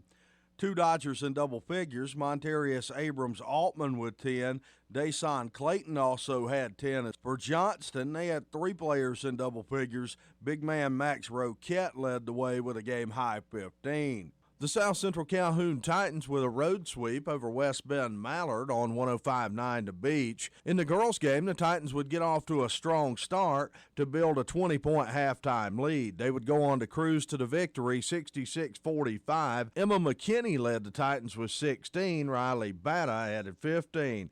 In the boys' game, the Titans continued their winning ways. They've won 9 in a row now as they built an early lead, 46-15 at the half, and would go on to win 66-30. Zane Newbaum continues to have the hot hand for the Titans. Zane, number 3, up and going again. That's his 4th here in the first half. Brian Peters on the call of the Newbaum 3. Zane now in the top 10 in the state in scoring, averaging over 25 a game, and had a game-high 26. Brennan Holder added 11 for the Titans. That's your Alpha Media News Update from the Jerry Sheeter Newsroom. I'm Rob Jones. Here's the AM 1400 KVFD weatherology forecast. Overcast skies this afternoon with daytime highs approaching 28. Northeasterly winds around 5 miles per hour. Overcast tonight, 18. High of 29 tomorrow. Highs around 33 Friday with a chance for snow, 33 Saturday. A dusting of snow tomorrow night through Friday. From the Weatherology Weather Center, I'm meteorologist Jennifer Wojcicki. Currently, it's 24. Pivot BioProven is the first ever nitrogen-producing microbe that supplies nitrogen directly to the plant, helping maximize yield. Just ask Zach from Oklahoma. The average was about a 5 to 6 bushel an acre benefit. Not only is that more money in my pocket, but it's less money I had to spend on fertilizer and wear and tear on my side dressing sprayer. Pivot BioProven. Get what you paid for. The nitrogen that stays put, whether or not. Have you ever wondered how the brain works? What makes us tick? Join me, Greg Woods, every Wednesday morning for all the latest news on the brain, on aging, and the science behind it all. It's The Mind Boggles, every Wednesday morning at 8:30 on AM 1400 KVFD. Take the worry out of winter with the Winter Weather Advisor on the Voice of Fort Dodge, AM 1400 KVFD. We'll keep you informed on hazardous driving conditions, delays, cancellations, and closings. The Winter Weather Advisor is brought to you by Superior Siding, experts at siding, roofing, windows, and gutters. Superior Siding, providing you with the service you deserve. For more information, find Superior Siding at superiorsidingwindows.com. Take the worry out of winter with the Winter Weather Advisor on the Voice of Fort Dodge, KVFD. Connect to this radio station from all across the country. Take us to the gym, shopping. How about a road trip? Listen to us now on the free iHeartRadio app. You'll never miss a moment with your favorite radio station. Download the free iHeartRadio app and search for this station so we can go wherever you want us to. Michael Devine at AM 1400 KVFD. Listen to this. Making radio great again. This is AM 1400 KVFD, the voice of Fort Dodge. I'm Michael Devine. And, I'm the Doctor of Truth also. I guess you know that already. You can always join the program by calling 515-955-1400. You can go to YouTube, 1400 KVFD, and see the program live as it happens. And this part of the program brought to you by the Webster County Pork Producers. Now, with us now is a former Webster County president of the Pork Producers and a former Iowa president of the Pork Producers. That's Greg Hora. Greg, we don't get to see you much anymore. Hey, we're back. Yes, yeah. yes. You're, as you know, you're one of my favorite guests because, my God, you just come Oh, in you here. have all kinds of people in here that are your favorites. Hey, it is good to be back though after a couple weeks being gone. gone. But I'll tell you, you're one of my favorites because you and a couple others, I don't have to do anything. You even have told the story outside the building. You know, we were talking one time and Mike got up and went to the bathroom. He just leaves the studio. Well, you had it, buddy. Well, hey, listen, it's good to be back. And I always appreciate the opportunity to come in and talk a little bit of agriculture and just a little bit about the things that go on, not just with farmers, but all those that are involved in the production systems. Well, thanks to you and Bill Horn and Steve Peterson, I have a much, much better appreciation of agriculture as an international business. Bill got me started, that's for sure. Bill was about 10 years ago now. Oh, I'm sure that was right. And look how the world has changed. In that time. In the time, especially with agriculture, not only production, but our exports and a reliance on what most people didn't pay attention to a few years ago, trade deals. Yeah, that's right. And now it's in the talk all the time, albeit today in D.C. when they signed USMCA, and there was a big announcement on the White House lawn. Actually, they were outside today, and we've heard some of those announcements and some of that information come through in the last day or so. Well, I think, and you and I have talked about it before, and I've talked about it with other farm guys, there was an awareness in the farm community, and this came to me through Dean Black of the Cattlemen's Association. Dean sat in here one day several years ago, and he said, we don't have many people connected to the farm in Iowa or Webster County. They don't understand the farm at all. It's just some faraway place to them, and they live in Fort Dodge. And I was shocked to hear that, but it turned out that Dean was absolutely right. So what I'm trying to say is that farm organizations like the pork producers, like the Farm Bureau, Cattlemen's Association, corn growers, on and on and on, they decided that they had to educate the public again as to what the importance of farming and the international relations that are so important to farming and to private farm ownership. And it's been a great learning experience for me these last several years. Sure. And it's gotten me interested. I mean, Peterson's even got me checking on farm webs in the morning. There you go. Ag Web and Ag Day, and I'm always, what's going on today? Yeah, that's all right. Well, that's how the world has changed. The social media information that we have accessibility to. But, you start talking about information flow. All of our commodity organizations in Iowa, and, the big ones, obviously, with corn and soybeans and pork and beef and dairy, poultry, eggs, all these organizations, we utilize strategic analysis plans, and we look at what do consumers want. And quite honestly, what comes back to us as farmers in the production systems is tell your story. The consumers want to know what's going on in farms, how food is being raised, how food is being processed. And so it comes back to tell your story. And I'm not just a byproduct of that by all means, because there's a lot of people out here that we are doing things. And as we all know, especially in this political world that's happening in Iowa right now, coming down to the caucuses next week, everything's expensive. When you start paying for ads. Yeah. And most of our organizations, we don't have that much money that we can put towards those efforts. We'd rather put it towards consumer development of our foods and research development of our utilizing new products. So, but it's been good to be involved here, Mike. One thing about pork producers, I mean, they've had to be on the defense a lot because there's environmentalists who believe that large animal hog confinement buildings are wrong or bad or all of these things. The real key thing, and it's too bad it can't be stressed more, is the nutritional value of pork. Yep. And of course, I'm an old enough man that pork is just part of my life. Yeah. And eating pork has been a part of my life. But again, thanks to you and to Bill Horn and others, I have become curious about the nutritional value of pork. And it is considerable, and the Chinese probably know that better than we do, which is a crime. Well, some of that's starting to come out now. You want to talk about an issue, and your listeners out there will know a little bit about or hear a little bit about, the impossible burger or impossible meat or meatless meat, or, the slang term is fake meat. But the technical terms are plant-based proteins. And so, it's interesting because read just here in the last couple of days, one of our pork producer executives down in Des Moines at the National Pork Council, son works at Burger King. And they say for about every 250 burgers that they sell 2 of the Impossible Burgers. Really? Yeah. So we know. I just want to interject. Yeah. Ladies and gentlemen, before you get all hot about the meatless burger, keep this in your mind. The processing of a meatless burger is almost the same as dog food. So read the label. That's right. Don't let yourself get started. Well, I'm doing this for so the poor pig doesn't have to suffer. You're going to suffer if you eat this thing over here. Well, Mike, what you brought up was the nutritional content. That's right. And so that's why, as we look in this country, and your listeners may have heard me say before about our food choices that we have in this country are the least cost protein choices in the world.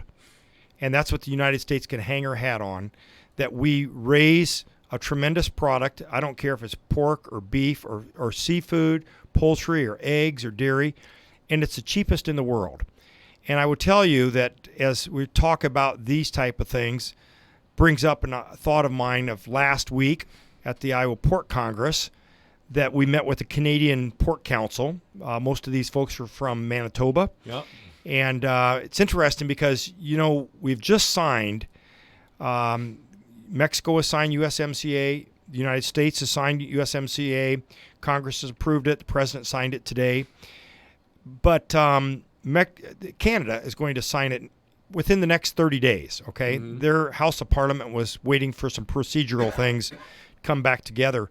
But what's interesting is Canada is importing a lot of U.S. pork for their domestic consumption. And they are exporting, Canada is exporting 80% of the pork they raise in their country, which means they're consuming domestically 20% of what they raise, but that's not enough. They're importing cheaper pork from the United States to feed their own people because it's a worldwide market on pork prices just like any other commodity, be it cheese or milk, beef or wheat, grains, whatever. Right.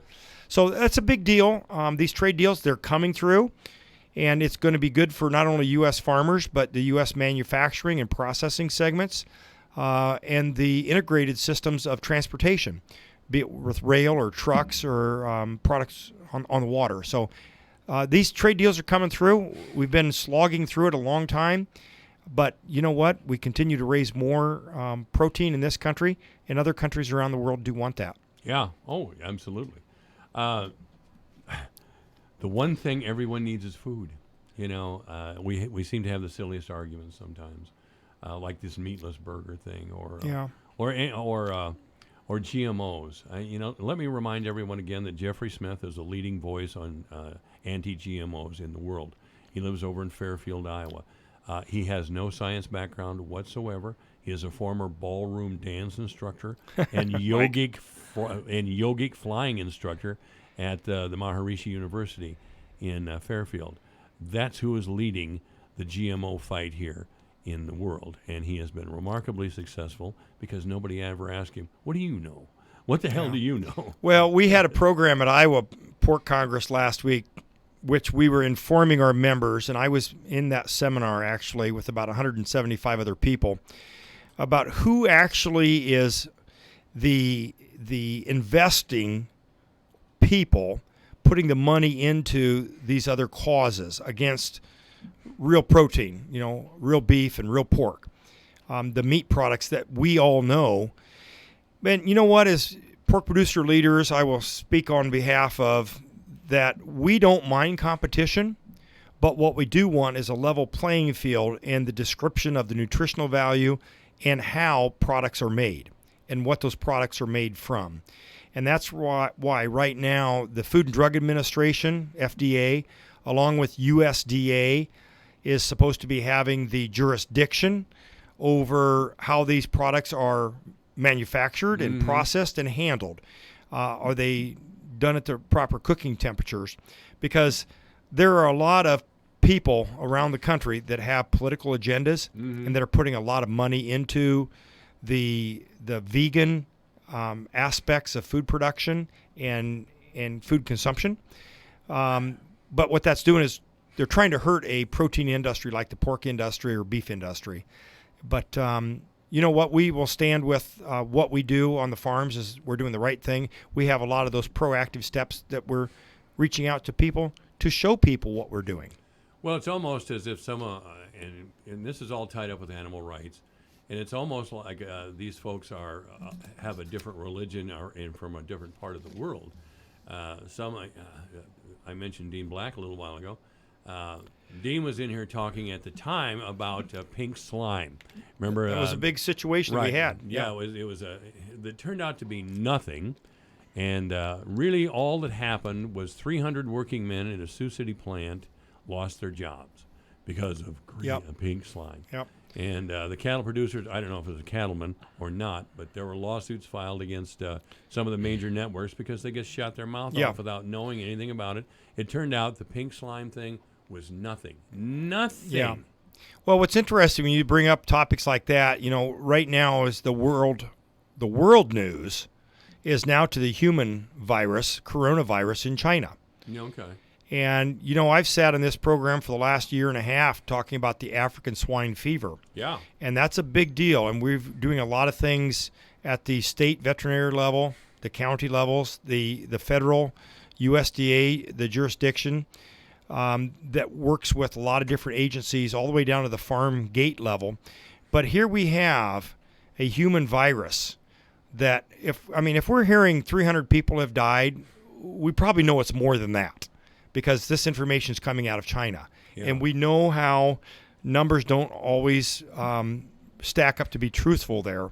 But needless to say, we have a problem in the world right now with this virus. And there's no antibiotic that is going to take care of this on the human side of things. So we're dealing with that in the meat industry. And almost 20 years ago, when we had what was called the mad cow disease, one dairy cow in upstate Washington that was found that was having a problem with the virus. But that wrecked the U.S. beef industry for a lot of years and shut off U.S. beef exports to China, which are still shut off. Yeah. That was 20 years ago. Yeah. And here, this country today, China, they are going to be protein deficient with the needs that they have for their people, because they can't produce enough right now in the country of China. Partly because 1/3 to 1/2 of their pork industry has been affected by this African swine fever. The Chinese, and I noted this several years ago, and I've read about it here recently in regard to the African swine flu in China and now this coronavirus. The Chinese people are completely different than we are. They think differently. They have a different faith. They believe differently, much more than you and I would think. But the government gets real nervous when there's a coronavirus or an African swine flu, because there is a superstition or a belief, whichever you'd like to call, especially in the rural areas and in some of the large southern cities, that these are signs from the gods or elders. Well, we could sneer about it, but some people would blame a catastrophe on God or the devil. It's a similar thing. But there are a lot of people who believe these are signs from their deceased relatives or whatever, that the government is wrong. If these things are happening, if the coronavirus is happening, if African swine flu is happening, this is a message that we should heed that is telling us that, there's something wrong with the government. And of course, the government gets freaked out about that. So what's interesting, on my first visit to China about 3 or 4 years ago, we remember as Americans the large cities of China where there were thousands of bicycles and scooters on the roads and very few cars. Well, as I say, when my first visit to China 3 or 4 years ago, what I witnessed was thousands of cars on the road and very few bicycles and scooters. Upon my commenting that to some of our U.S. Meat Export Federation handlers that were with us on that trip, young people that were the interpreters and worked for USMEF, they commented that the SARS virus of 20 years prior was the big reason why people went from being in bicycles and scooters to going into cars, because of how viruses were being spread, with breathing. Yeah. So now we hear this coronavirus at the same time frame of occurrence that the SARS virus was of 20 years ago. The coronavirus is twice as bad as what the SARS virus was 20 years ago, this far into the diagnosis. So there's a real problem there, and anybody that's watched the news the last few days have seen the Americans that are being interviewed. They have loved ones or they have business associates that are in China, and just actually what is the concern there.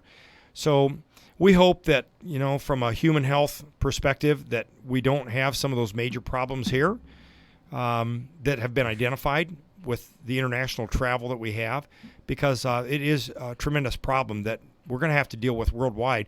And we already know from the pork perspective, I'll speak on. I'm not too familiar with the beef or the poultry perspective, but because the pork supplies have been smaller in China, the pork production system, there's less feed consumption that is happening. Mm-hmm. When you have less feed consumption, then you're using less corn, soybeans, and wheat in those diets. So there is quite a ripple effect that will happen in a number of segments.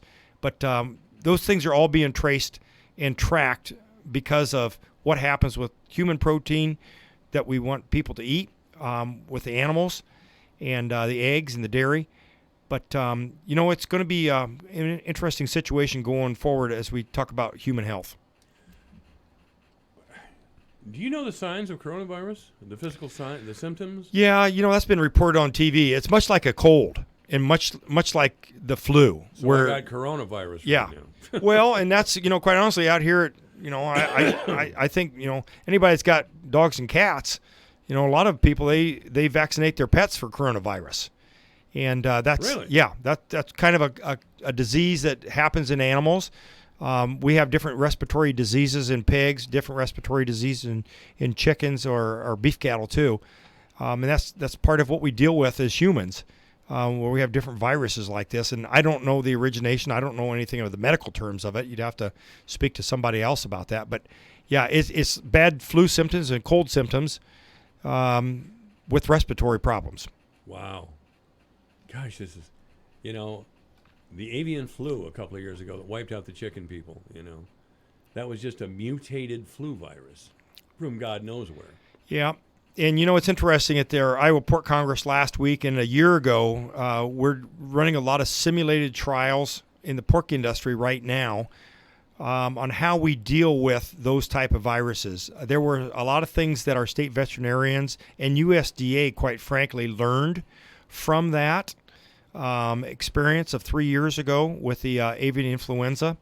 And quite honestly, as I mentioned about 15 minutes ago, the Canadians that we met with last week, this is a major concern in North America, which is, Mexico, U.S., and Canada, and our pork production systems, if we were to have a major outbreak of not just African swine fever, but any other major diseases. And our Canadian friends shared with us some of their potential mitigation steps that they would do if you had a bad virus in pig operations. Now, when they shared this with the state vet was with us, and Mike Nagg, Department of Agriculture, was with us also. It's interesting because once an outbreak happens, then the best made plans on paper are not always going to come through.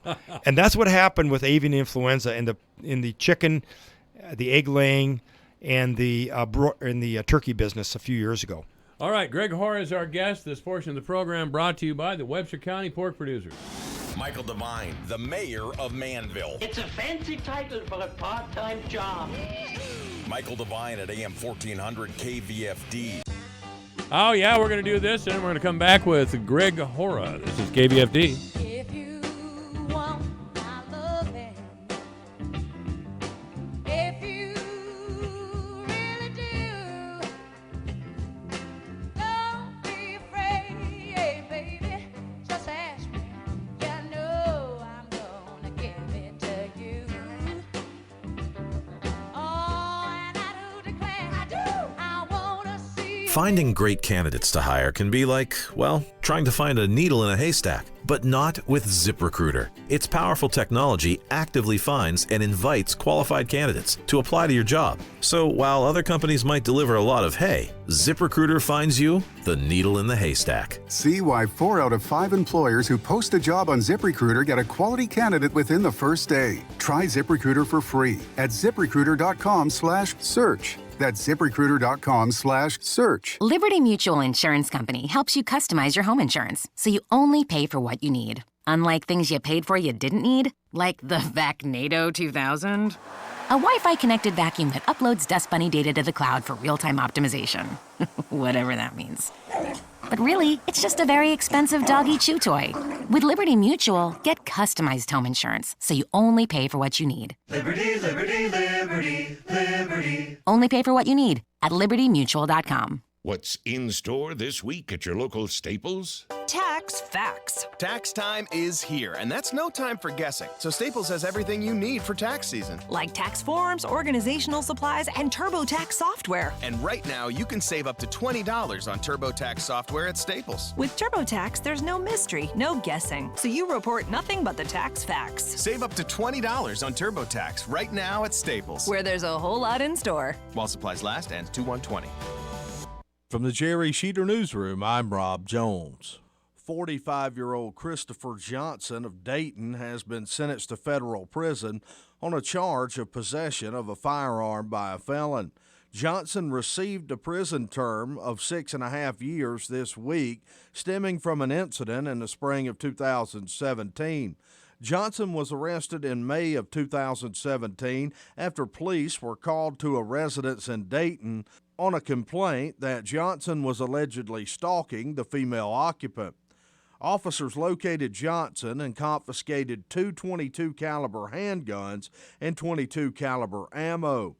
Johnson has a prior felony conviction involving methamphetamine from back in 2001 and a conviction of an aggravated misdemeanor in 2012 for assault with a dangerous weapon. There is no parole in the federal system, and Johnson will be on 3 years of supervised release after he serves his time. 31-year-old Lorenz resident Raymond Painter Jr. has been sentenced on a charge of possessing child pornography. Painter received a 7-year federal sentence earlier this week after he pleaded guilty in August of last year. Evidence presented during his sentencing hearing included conversations he had on the internet in which he expressed a desire to engage in sexual activity with girls that ranged in age from 6 to 11 years old. An effort to reestablish Manson's local grocery store is underway. A group of concerned Manson citizens that represent the City Council, Chamber, and Economic Development groups will be having an open community forum meeting at 7 p.m. tonight at the Manson Northwest Webster High School to discuss an effort to reestablish the local grocery store. Manson Mayor Dave Anderson says he believes the reestablishment of a local grocery store is of paramount importance to the Manson community. I don't believe that you can grow a town without a grocery store. I think it's a vital part of a community. Shopping local is a bigger deal once you lose a grocery store. I think it gave us a chance to look back and say, local is important. The meeting is open to all interested individuals in and around the Manson community. College basketball for tonight. Iowa State back in action. They'll welcome in the number 1 team in the land to Hilton Coliseum, the Baylor Bears. Tonight's game an 8 p.m. tip-off on your home for the Iowa State Cyclones, True Country 540 KWMT. The UNI Panthers back in action tonight. They've won 6 of their last 7, and they look to keep the momentum going as they host Missouri State. A 6 p.m. tip-off on your home for the UNI Panthers, KVFD AM 1400. High school basketball from last night. In games you heard on Sunny 99.7, the St. Edmund Gales were swept on the road at Algona. The Gales would drop the girls' game by a score of 53-21. The boys' game would be a more competitive game, but Algona would take the win 50-43. Over on 92 Rock, the Fort Dodge Dodgers were in action in a boys-only game against Johnston. The Dodgers would stay within striking distance through the third quarter, trailing just 41-36 after 3. The Dragons would outscore the Dodgers 25-11 in the fourth and go on to win 66-47. 2 Dodgers in double figures, Montarius Abrams-Altman with 10. Dason Clayton also had 10. For Johnston, they had 3 players in double figures. Big man Max Roquette led the way with a game-high 15. The South Central Calhoun Titans with a road sweep over West Bend Mallard on 105-9 to Beach. In the girls' game, the Titans would get off to a strong start to build a 20-point halftime lead. They would go on to cruise to the victory 66-45. Emma McKinney led the Titans with 16. Riley Batta added 15. In the boys' game, the Titans continued their winning ways. They've won 9 in a row now as they built an early lead, 46-15 at the half, and would go on to win 66-30. Zane Newbaum continues to have the hot hand for the Titans. Zane, number 3, up and going again. That's his 4th here in the first half. Brian Peters on the call of the Newbaum 3. Zane now in the top 10 in the state in scoring, averaging over 25 a game, and had a game-high 26. Brennan Holder added 11 for the Titans. That's your Alpha Media News Update from the Jerry Sheeter Newsroom. I'm Rob Jones. Here's the AM 1400 KVFD weatherology forecast. Overcast skies this afternoon with daytime highs approaching 28. Northeasterly winds around 5 miles per hour. Overcast tonight, 18. High of 29 tomorrow. Highs around 33 Friday with a chance for snow, 33 Saturday. A dusting of snow tomorrow night through Friday. From the Weatherology Weather Center, I'm meteorologist Jennifer Wojcicki. Currently, it's 24. Here's a look at how the markets closed today. March corn down 2 1/4 at 384 1/4. May down 2 1/2 at 389 1/2. July corn down 2 3/4 at 394 1/2. September down 2 1/2 at 392. March soybeans closed down 2 cents at 893. May down 2 at 907. July beans down 1 1/2 at 920 3/4. August down 1 3/4 at 925 1/4. March wheat closed down 7 1/2 at 562 1/4. Soybean meal down 150 a ton at 296.10. February live cattle down 40 cents at 121.75. April down 47 at 120.22. January feeder cattle up a nickel to close at 142.10. March down 42 cents at 134.97. February lean hogs down 192 at 64.30, and April down 247 at 68.82. From the Iowa Power Farming Show in Des Moines, I'm Dwayne Murley. What are the health benefits of egg yolks? I'm Julie Harker with Healthy Living on Brownfield. The Egg Nutrition Center calls egg yolks a nutrition goldmine. The yolk, or the bright yellow center, contains 13 essential vitamins and minerals and holds nearly half of eggs' high-quality protein. Sometimes, if you're lucky, you'll crack open an egg to find a double yolk. Young hens who haven't fully settled into a laying cycle will sometimes release 2 yolks at the same time. The Egg Nutrition Center says it's perfectly safe to eat an egg with a double yolk, which doesn't necessarily mean double in nutrition. In most cases, each of the yolks in a double are smaller than a fully formed single yolk. While the exact nutritional profile of double yolk eggs might vary slightly, it's likely similar to that of a jumbo egg. What happens if you come across a double yolk when baking or cooking? Double yolk eggs are usually the same size as the other eggs in the carton. They might have a higher yolk to white ratio, which shouldn't be a problem for most dishes. But a double yolk can cause problems in baking where the ratio of fat and sugar needs to be carefully measured. If you're worried about the amount of fat in a double yolk, try comparing it to yolks in other eggs in your carton to see if it's similar in size. And what about the nutrition in egg whites? Egg whites have most of the protein in eggs and are nearly fat-free. I'm Julie Harker with Healthy Living on Brownfield. Standing up for what's right. Helping out when things go wrong. Seeking the truth and speaking our minds. Not just making records, but breaking them.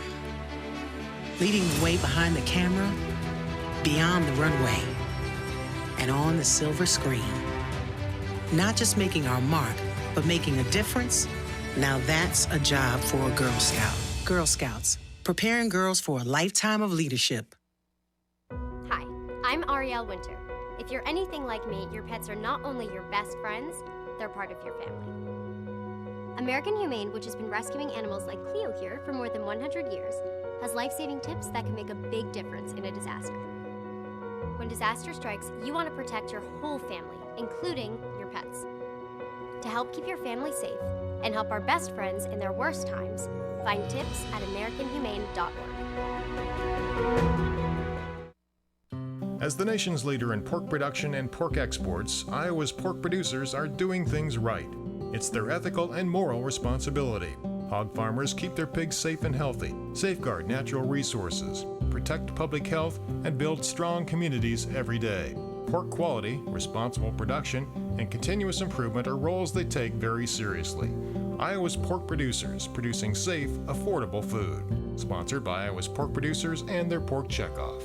The Webster County pork producers remind you when it comes to protecting their family's health, Iowa's pig farmers are some of the most concerned people around. Safe, affordable, delicious, and nutritious pork can be served for your dinner tonight. Roasted, grilled, stewed, sautéed, stir-fried, broiled, kebabbed, sauced, dipped, sandwiched in your new recipes and your old recipes. Why not buy some pork today and serve it up tonight? This message brought to you by the Webster County pork producers, striving to serve people, pigs, and the planet. Blue Ribbon, Pelham Waters, your water pro since 1949. Do you have questions about your water? What is a whole home filter? Is my softener working or not? Can I get rid of that red stain around the sink? I'm Brian with Blue Ribbon Pelham Waters. We're here to fix problem water. We'll work with you to find the right solution for you. We've been serving the Fort Dodge area since 1949. Let us serve your water treatment needs. Sales, service, rentals. Blue Ribbon Pelham Waters, your complete water store. Michael Devine. You're very clever, my charming little friend. With more stimulating talk radio.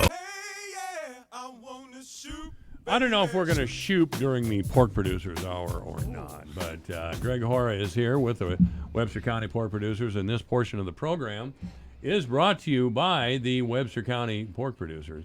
So, Greg, we're, as usual, talking trade and pork. What a surprise. Yeah. And the great nutritional value of pork.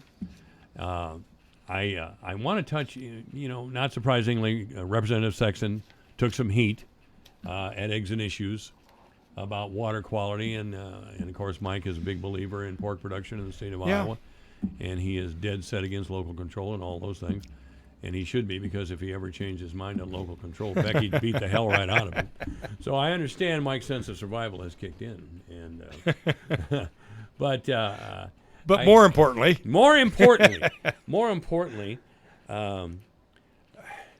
the slaughtering process seems to bother a lot of people. And I think a lot of people still think it's done the way that Tobin Packing Plant did in the late 40s here in Fort Dodge, or even in Hormel a few years later. Now, I didn't think that was humane. There was a pop in the head, as I recall. The hog never felt a thing, and that was it. How is it done now? Well, today, this is a new one. Just let your listeners know. We didn't talk about this off air, by all means. No. But, in today's harvest facilities for animals, things are done very humanely compared to the way they used to. But these are meat-producing animals.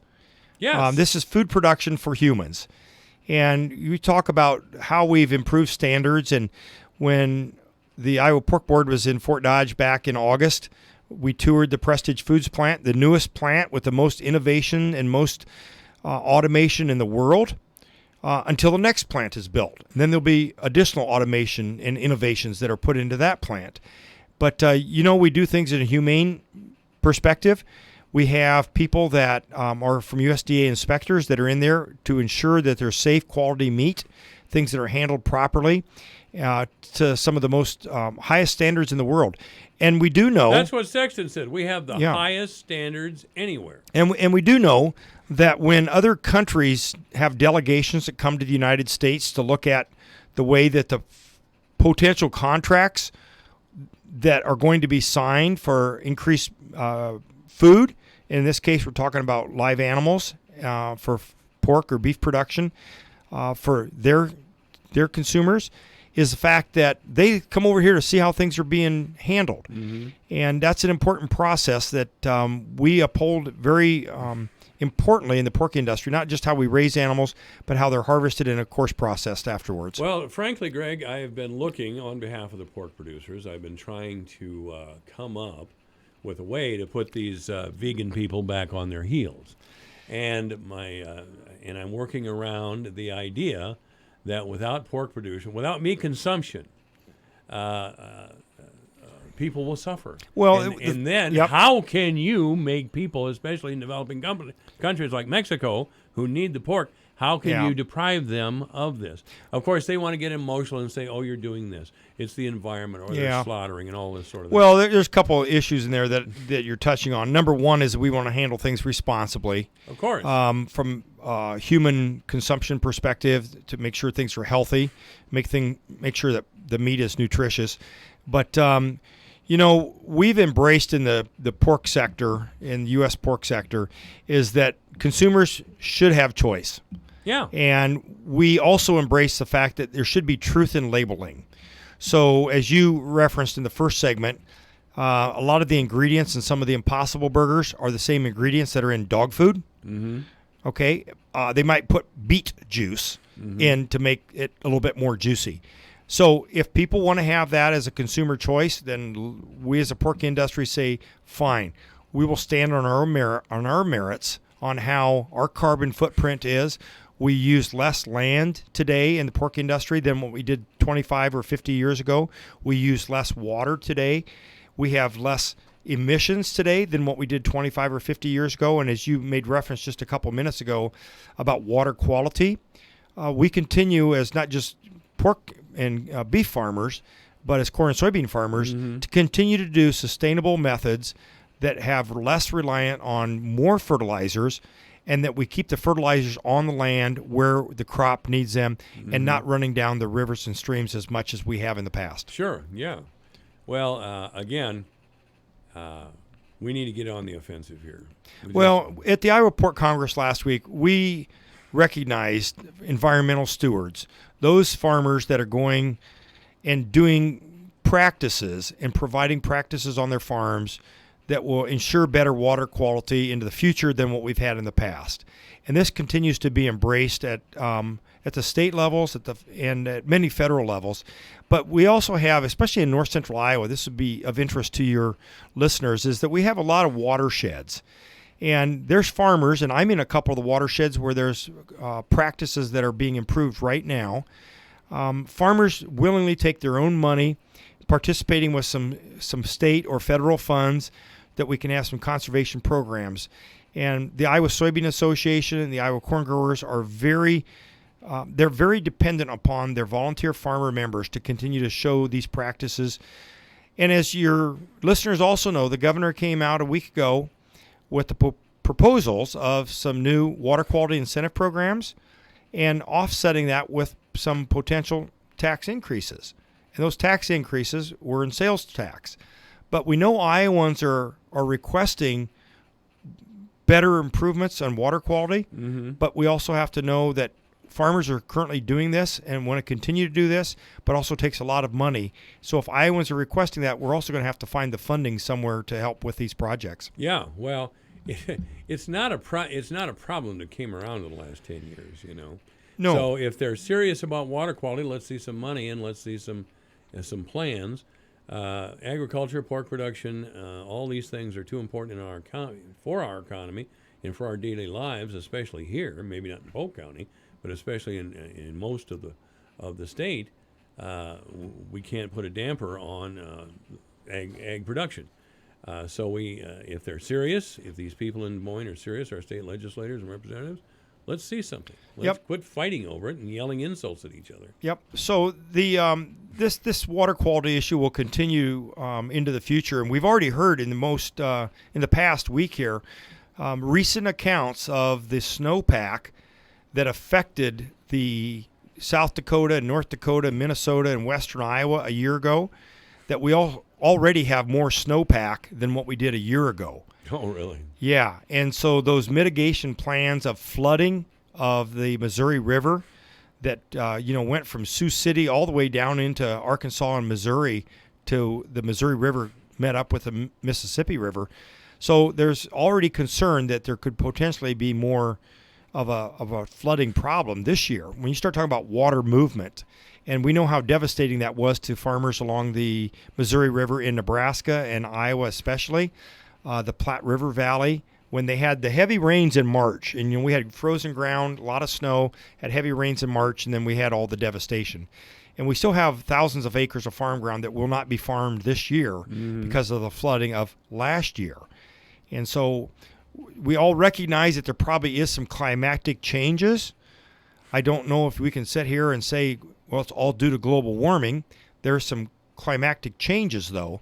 And we as farmers know that that's an important part that we take part in trying to help that to preserve not only the soil but water quality for all society. Does your organization, the pork producers, and I know you know a lot of people at the state and even national level, does your organization embrace the idea of climate change or not? Well, we don't really have a platform that says that there is known climate change. Okay. We do acknowledge that there are climatic changes. And I think anyone listening to your program today will realize, well, yeah, because you know what was happening a year ago this week? Right now. You know how cold it was a year ago? Oh, yeah. And I helped move my son a year ago in Des Moines, a year ago tomorrow, minus 26 degrees. Wow. So today That we're was at murder, wasn't it? Yeah. And last year, I think that week, 1 year ago, was the coldest week on record for low temperatures at nights, and the high temperatures during the day was very cold. But we recognize that there are patterns that we have to deal with, and quite honestly, in the cattle and in pork production, we have to be ready for that. We have to feed our animals every day. We have to deal with the inclement weather, and quite honestly, to your listeners, if they've heard me talk about the changes in the pork industry, that's why most of the pigs now are raised indoors, so we don't have to deal with those extreme cold temperatures in the wintertime. My pigs right now, it's 60 degrees, 65 degrees in all of the buildings. It's nice outside.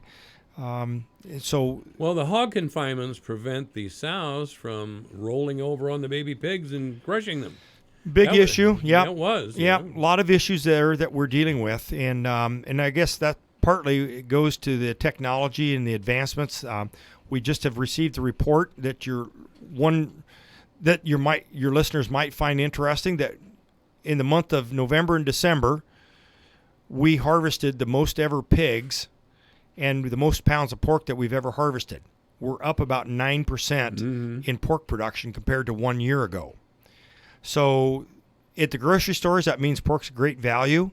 Overseas, the month of November, we exported more pork overseas than we've ever exported in the country. Really? And yes, the most pork ever. And that's mainly because we have lower prices. Other countries, even with some tariffs on, in China right now, there's still 68% tariff. And because of the Phase 1 deal that was signed a couple weeks ago, those tariffs are going to start to be rolled backwards now and rolled off. But just goes to show you what capacity that we have as farmers in raising food production. And there's a lot of other segments that can talk about the same thing, be it in dairy or eggs, how U.S. consumers have such a wide choice and variety at such a good value. Yeah, Greg Hoare is with us, and this portion of the program brought to you by the Webster County pork producers. So what's coming up in the world of pork here as far as legislation is concerned? Are you going to have a pork producers day that I get to come to down in Des Moines? Well, we're going to have a pork session? down in Des Moines. We're going to have Pork on the Hill. I believe it's in the third week of March. Pork on the Hill. Pork on the Hill. I like that. The other day that I'm involved with Iowa agriculture, especially the livestock sector, is the Grow Iowa Ag Initiative. Right. Collaboration of a number of organizations, all of the commodity livestock organizations, and Iowa State University. We're having a legislative day towards the end of March also down there. Talk about some of the funding initiatives, which obviously has to do with animal health and the African swine fever and the vet diagnostic lab at Iowa State University. But, when you start talking about that, the first thing I'd make sure to say here in the last part of my segment is a big thank you and shout out to U.S. Congress, Senator Grassley, Senator Ernst, our state representatives, for the signing of the USMCA. Finally in Atlanta. Yeah, it's done. Here with the United States, we're waiting for the Canadian House of Parliament to sign it. They've got about within the next 30 days, since Prime Minister Trudeau is going to be signing it or sending it over to their parliament. Then he will sign it. That's a big win for U.S. commodities, close to $40 billion that will be dealing with trade from the United States to Mexico and to Canada. Looks like we got that U.S. Whatever it was, U.S. Waters thing. That WOTUS? WOTUS, yeah, that was going to put every puddle in your yard under government control. Well, and that was, when you start bringing up those issues, those were overreaching regulations by the federal government. Of course. Oh, terrible. And we had watersheds and county boards of supervisors that were lockstep with American agriculture producers. That was too far-reaching of regulations. Well, some people say there's no such thing as too much. Government is good, and, well, anyway. Well, they say the government is here to help you. Is that right? Scariest word you'll ever hear. There you go. Greg Hora has been here. This portion of the program brought to us by the Webster County Pork Producers. Thanks, Greg. This is AM 1400 KVFD. Mom, Dad, I'm getting married. That's wonderful, dear. Congratulations. So have you decided on a date? Yes, this Saturday. What? Are you serious? We need to plan. There's so much to do. What about the church? The flowers, music, food, inviting everyone? You would not want to be faced with those hurried decisions then. Why do that to your family with your own final arrangements? I invite you to sit down with us at Gunderson's to pre-plan your funeral. Pre-planning allows you to make thoughtful decisions with a clear mind. Give us a call at Gunderson Funeral Home and Cremation Services, Fort Dodge.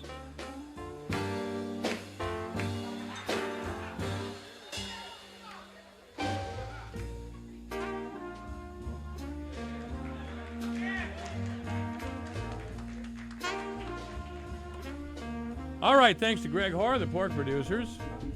I believe Supervisor Dinklaw will be in the next hour. That's always good. 4 o'clock in the afternoon, you are listening to the voice of Fort Dodge, KVFD in Fort Dodge, Iowa. Thank you very much.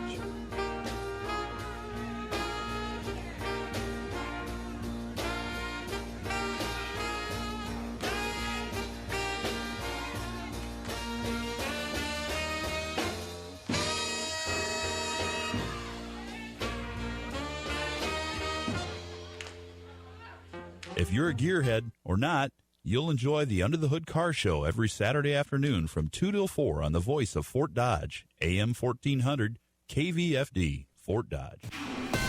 This is a Fox News Alert. Day one of questions at the impeachment trial. I'm Lisa Brady. Senators are drilling down on the finer points of the case in written questions for each side. Lead House Manager Adam Schiff rejecting the potential use of executive privilege to block new witnesses. What you cannot do is use privilege to hide wrongdoing of an impeachable kind and character. But many are questions about what is impeachable. Deputy White House Counsel Patrick Philbin arguing presidents always have a mixture of national and personal interests in policy decisions. To go start saying now that, well, if you've got a part motive that's for your personal electoral gain, that's somehow going to become an offense, it doesn't make any sense.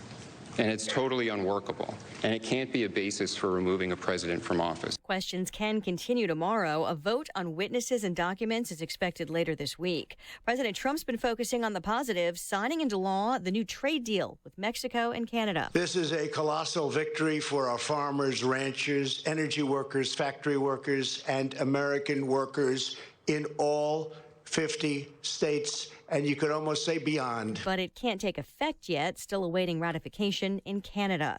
More than 200 Americans evacuated from Wuhan, China will be quarantined for now after arriving in California earlier today. Wuhan is where a deadly viral outbreak began. We do think that the risk for the general communities in the United States from this infection is very low. The CDC's Dr. Chris Braden. There have been 5 confirmed U.S. cases of the new coronavirus, but more than 6,000 patients in other countries, mostly in China, where more than 130 have died. We're just getting reports of a sick passenger taken off of a plane at Boston's Logan Airport to be evaluated. That plane had just landed from Beijing. America is listening to Fox News. Hurry! Time is running out on your chance to enter the Rocket Mortgage Super Bowl Squares sweepstakes. The largest official game of Super Bowl Squares ever with millions of dollars in prizes. And best of all, it's free to enter. Every score change during Super Bowl 54 pays out $50,000. That's right, touchdowns, field goals, safeties, even extra points. We'll draw one lucky winner from the corresponding square to win $50,000. It could be you! Plus, 2 grand prize winners will win $500,000 they could use toward their dream home. See rules and enter now at RocketMortgageSquares.com. Then tune in February 2nd to see if you win. Rocket Mortgage, official mortgage sponsor of Super Bowl 54. Enter by January 30th, 2020. No purchase necessary. 18 years or older except Alabama, Nebraska, and Mississippi. Ends January 30th. Licensed all 50 states. NMLS number 3030. The NFL is not sponsored promotion in any way. An emergency bond hearing is held in the case of the estranged husband of a missing Connecticut mother just one day after his apparent suicide attempt. As Fotis Doulos lies in critical condition in a New York hospital, prosecutors asked that Doulos be rearrested for murder when and if he recovers. The judge agreed and also raised bond to $6.5 million. Outside court, defense attorney Norm Pattis didn't comment on Doulos' condition other than to say the situation is grim. And only when Doulos is able to return to court. We will address the issues in the bond revocation motion, including the claim that there is inadequate security to hold the bond. Pattis says Doulos' family is flying into New York tonight from Greece to see him. Gernal Scott, Fox News. U.S. Customs officials have just announced the discovery of the longest smuggling tunnel ever found on the southwest border.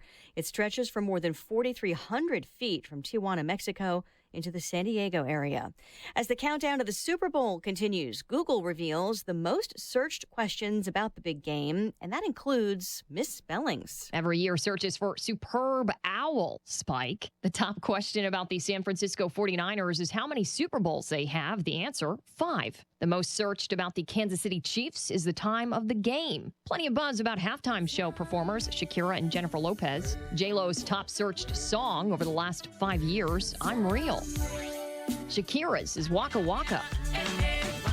Fans also curious where the first Super Bowl was, the Los Angeles Memorial Coliseum in 1967. Kristen Goodwin, Fox News. Facebook beats the street, just announcing fourth quarter results for both profit and revenue, easily topping Wall Street expectations despite ongoing concerns about privacy regulation and election interference. I'm Lisa Brady. This is Fox News. From the Jerry Sheeter Newsroom, I'm Rob Jones. 45-year-old Christopher Johnson of Dayton has been sentenced to federal prison on a charge of possession of a firearm by a felon. Johnson received a prison term of 6.5 years this week, stemming from an incident in the spring of 2017. Johnson was arrested in May of 2017 after police were called to a residence in Dayton on a complaint that Johnson was allegedly stalking the female occupant. Officers located Johnson and confiscated 2 .22 caliber handguns and .22 caliber ammo. Johnson has a prior felony conviction involving methamphetamine from back in 2001 and a conviction of an aggravated misdemeanor in 2012 for assault with a dangerous weapon. There is no parole in the federal system, and Johnson will be on 3 years of supervised release after he serves his time. 31-year-old Lorenz resident Raymond Painter Jr. has been sentenced on a charge of possessing child pornography.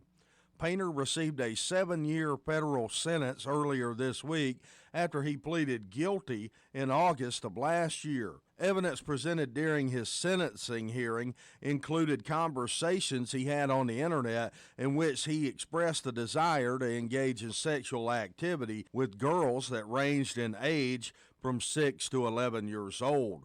An effort to reestablish Manson's local grocery store is underway.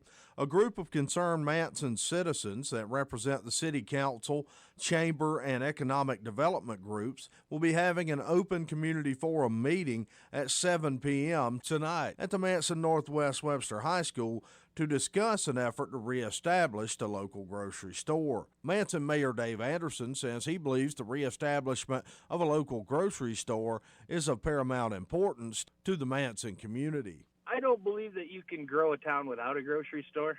I think it's a vital part of a community. Shopping local is a bigger deal once you lose a grocery store. I think it gave us a chance to look back and say, local is important. The meeting is open to all interested individuals in and around the Manson community. College basketball for tonight. Iowa State back in action. They'll welcome in the number 1 team in the land to Hilton Coliseum, the Baylor Bears. Tonight's game an 8 p.m. tip-off on your home for the Iowa State Cyclones, True Country 540 KWMT. The UNI Panthers back in action tonight. They've won 6 of their last 7, and they look to keep the momentum going as they host Missouri State. A 6 p.m. tip-off on your home for the UNI Panthers, KVFD AM 1400. High school basketball from last night. In games you heard on Sunny 99.7, the St. Edmund Gales were swept on the road at Algona.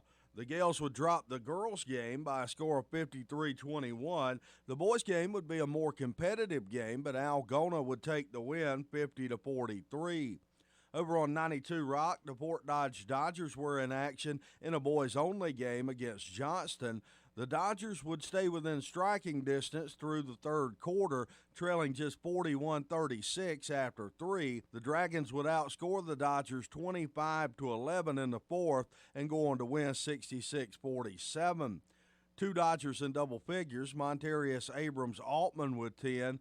Dason Clayton also had 10. For Johnston, they had 3 players in double figures. Big man Max Roquette led the way with a game-high 15. The South Central Calhoun Titans with a road sweep over West Bend Mallard on 105-9 to Beach. In the girls' game, the Titans would get off to a strong start to build a 20-point halftime lead. They would go on to cruise to the victory 66-45. Emma McKinney led the Titans with 16. Riley Batta added 15. In the boys' game, the Titans continued their winning ways. They've won 9 in a row now as they built an early lead 46-15 at the half and would go on to win 66-30. Zane Newbaum continues to have the hot hand for the Titans.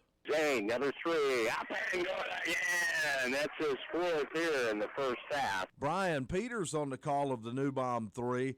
Zane now in the top 10 in the state in scoring, averaging over 25 a game, and had a game-high 26. Brennan Holder added 11 for the Titans. That's your Alpha Media News Update from the Jerry Sheeter Newsroom. I'm Rob Jones.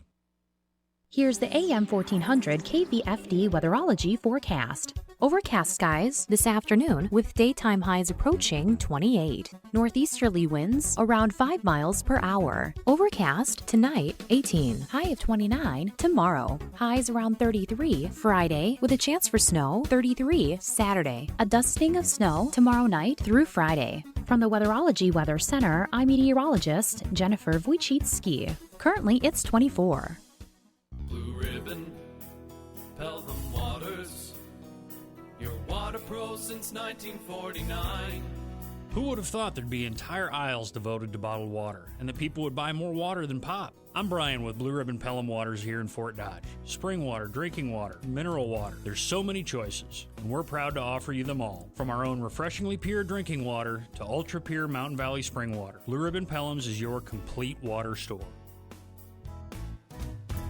Finding great candidates to hire can be like, well, trying to find a needle in a haystack, but not with ZipRecruiter. Its powerful technology actively finds and invites qualified candidates to apply to your job. So while other companies might deliver a lot of hay, ZipRecruiter finds you the needle in the haystack. See why 4 out of 5 employers who post a job on ZipRecruiter get a quality candidate within the first day. Try ZipRecruiter for free at ZipRecruiter.com/free. That's ZipRecruiter.com/free. What if I told you there was a way to step into another gear for your brain and be much sharper, more focused, and improve your memory to a level that you could only dream about, and notice these results in 30 minutes? Hard to believe? Neuroscientists are calling this new brain discovery the biggest advancement in brain science to date. It's called Limitless, the brain pill of the future. Take it, and within 30 minutes, you'll transport your mind to a new level of focus and clarity you would have never thought possible. I took Limitless and it started working in minutes. All of a sudden, it felt like a dark cloud had been lifted up right before my eyes. I have a mental clarity I've never felt before. Biz execs, athletes, teachers, and students are calling Limitless a secret weapon for the brain. You have nothing to lose, so call now and find out how to get a free bottle today. To find out how to get your free bottle of Limitless, call 800-605-4757. That's 800-605-4757. Get your free bottle for a limited time. Call now, 800-605-4757, 800-605-4757. Michael Devine, the Doctor of Truth. Does anyone have anything they'd like to confess? At AM 1400 KVFD. Yes, if you're waiting for the truth, you have it now. If you want my loving, if you really do, don't be afraid, baby, just ask me. Just ask me, I'll tell you. This is AM 1400, KVFD, the voice of Fort Dodge. I'm Michael Devine, the Doctor of Truth, and you can always join the program by calling 515-955-1400. We're on YouTube, audio and video, and that's 1400 KVFD, lowercase letters, and, of course, Facebook, AM 1400 KVFD, and Twitter at JMike1400. And this is the time of week we usually have the supervisors here. Or I should say, this is the time of the week that Keith usually stops by. I usually do. And there's nothing wrong with that. Yeah. There's nothing wrong with that. You tranquilize those other guys. They're nervous. Well, yeah, I don't you're know mean or something. I don't know what you're doing to them. I thought I had a good relationship with all the supervisors. Just me. Then there was an election cycle and the whole world the rest changed. of them hate you. No, they don't. Clark could come over here and just talk. Oh, yeah, Clark could ramble on forever. Mm-hmm. We have a new planning and zoning. Honored guest here today. Honored guest. Jeff Johnson. He's from originally from Fort Dodge, and he's our new planning and zoning director. Took over Chad Barr's place. He started last Monday or 2 Mondays ago, so... Take it away, Jeff. All right, Jeff. You're originally from Fort Dodge. What year did you graduate from high school? 1985. Fort Why Dodge do you High. look older than me and Keith then? Because we're... It's just the gray hair. It's just the gray hair that does it? All All right. Yeah, exactly. So. Okay. Yeah. So you're originally from Fort Dodge or just Webster County?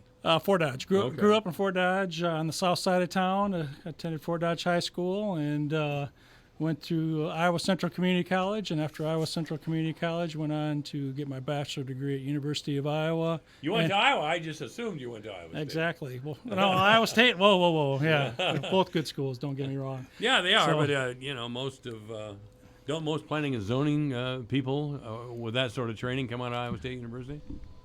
They come out of either or, but the master's program I went to was up in Mankato State University, now called Minnesota State University. They do a good job. A lot of good nights in Mankato. Yeah, pumping out a lot of planners. You just don't remember them. Yeah, that's right. So. That's right. I don't remember them. It does. I just remember I had a hell Starting of a good there. time. He had a good time. There was a bar there called the Raskiller. I remember going in having a good time, but I don't remember. You don't remember leaving. I don't remember. No, leaving. that's right. No, don't remember leaving at all. Anyway, Jeff Johnson is our new planning and zoning guy. And so where did you go after Mankato? After Mankato, I settled in the Twin Cities for 10 years and worked for the city of Andover and the city of Red Wing as a planning and zoning administrator. Red Wing's over on the river. That's correct. That is correct. I spent 3 years in Red Wing and 7 years in the city of Andover as the planning and zoning administrator. Where's Andover at? It's a northern suburb adjacent to Anoka. Okay. Yep. I know where Anoka is. Yep. Back in my truck driving days, I used to go up there and drop steel. Exactly. Long time ago. So after Minnesota, I transplanted down to Florida. My parents had retired. I wanted to be closer to them, and that's where I spent the last 15 to 17 years working for the city of Coral Springs. Oh, Florida. nice town. Yeah, very nice town, and a couple counties, Martin County and St. Lucie County. So. Okay, yeah. Good experience, 25 years of experience, and it feels good to be back, actually, besides the weather. But all right, are you a married man? Or? I'm a single man. Single man? Single okay. man, yeah. So you didn't have to talk to a wife about coming back up No, here. it was a good time. The timing was good. You have to come back. There was Because nothing you holding me usually back. can't talk to girls out of Florida to come to Iowa. That's in right. January, you know what I'm talking So, about? what do you think of Ford Dodge? How much has it changed? It's changed, I think, for the better. A lot of improvements. I think the city has cleaned up in a lot of respects. So, Well, the mid '80s wasn't a great time for Ford Dodge. Just wasn't. The '70s were a lot more fun. Ask Keith. Yeah, we had a lot of fun in the 70s. But we did. It feels good to be back with good people, good Midwest people. Yeah, we are. I think so. Yep. The idea that Southerners are more friendly than those people in the Midwest. That's false. That's false? That's right. They seem to kind of resent us down there sometimes. What are you people here again? You Tourons? Well, I guess we are. Everybody's pretty friendly in Dodge. So, how do you see your job then? How was it described to you? How will you approach it? Yeah, well, I'm a current planner by trade, which is more of dealing with site plans and current development. But I see myself handling all the development types of applications that come forth. And there's also that code enforcement aspect of it all also, and working with the Board of Supervisors. So we're here to serve. I'm a planner here that's here to serve the community, its needs, on the development standpoint, to work with the Board of Supervisors to set policy and follow through and do my job. So. All right. He does work. He does have another board completely that's under us, the Planning and Zoning Board and the Board of Adjustment. The Board of Adjustment? Yes. Yes. And the Board of Adjustment is about taxes. The Board of Adjustments, they hear appeals, conditional use permits. If you can place a building here where it maybe shouldn't be, they can go in and say, well, yeah, maybe it shouldn't be there, but it's probably maybe a good place for it. Yeah. And they can say, they can just say yes or no. Like that convenience store in Gowrie. Yeah. There you go. Yeah. That's right. Yeah. Did you make everybody happy down there in Gowrie with that convenience store? No. You'll always have some people mad at you and some people happy with you. So you in a thing like that, you never make everybody happy. No. Well, that's absolutely right. Anyway, this is AM 1400 KVFD, the voice for Dodge. Our guest is County Supervisor Keith Dinklaw, and our new County Planning and Zoning guy, Jeff Johnson. How long you been working here now, Jeff? I'm sorry, I didn't know you were here. Yeah, 2 weeks. Oh, well. Yeah, so I'm just starting to get acclimated to my surroundings. 2 weeks, brand new. It's usually a month before I know what's going on. Yeah, see, I brought him here first, Mike. Way to go, man. Way to go. I appreciate it. First on the list. All right. Yeah. Okay. So what do you see? This is a little bit different than you've gotten used to in the last several years. I know this is your home area and all that sort of thing. But this ain't Coral Gables, Florida. I can tell you that. No, it's rural Iowa, yeah. And it is what it is. But it has its challenges, and once I start digging into it and finding out, as the board, what their policies, goals, and objectives are, we'll work through those, and it's going to be a different experience for me, without a doubt, because I'm more used to urban planning. And this is definitely, the rural aspects, but the principles are all the same. So. Okay. Yep. That's interesting that you would say that the principles are the same with urban planning and rural planning. I know this is probably going to be over my head and over the head of most of the listeners. But can you expand on that a little bit? The principles are just the same. Well, you have proposed developments, the types of petitions that are filed, site plans, conditional use permits, rezonings, variances. We're petition driven, and of course you're following up on the aspects of. We process building permits. We also You're describing complaints. kind of a political process. Yeah, it's a political process. Or an administrative process at the very least. Both. Yes, both, exactly. So. All right. Well, yeah, I would think that the two would be very different. But as you just described it there, I can see what you're saying. In the end, it's probably the same paperwork. A lot of the same paperwork. A lot of the same paperwork is being processed. But Jeff Johnson's our guest. He's a new Webster County planning and zoning guy. Did you grow up on a farm when you were here in Webster County? Or were you a townie or what? I grew up 3 houses down from Holy Rosary Church. 3 houses down from Holy Rosary? Yeah, exactly. Okay. Yeah. So you didn't grow up on a farm and you don't have that sort of background. Right down the street from Mark Campbell. From Campbell? Yes, that's right. trouble right there.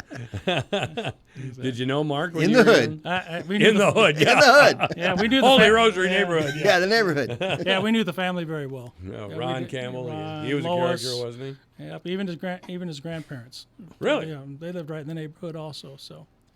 Are you Mark's age? Mark is a year or two younger than I am. Okay. Yep. but he has a couple brothers that are older. So. Yeah. I've met a couple of them. I knew Ron Campbell because he was a well-known guy around town. I mean, we weren't pals or anything, but I know I've met some of Campbell Mark's family over the years, Anyway, that's not really the hood over there in the Holy Rosary neighborhood, as I recall. So the front page of the paper today, they had a picture of the clock and the inside of the clock tower. We're going to talk about it. And you seen the mechanism of the clock, and it's not what you would think it is, but that's what it is, and that's not what we're spending $6 million on. Yeah. I mean, the clock tower is the outside. We're putting that all up new. The skin on the inside, the whole new roof. If you haven't been in our courthouse and looked up in the middle, there's 2 sets of skylights, an outer one and an inner one. They're all going to be new. I'm fixed up so more light gets through them. It's just the whole roof.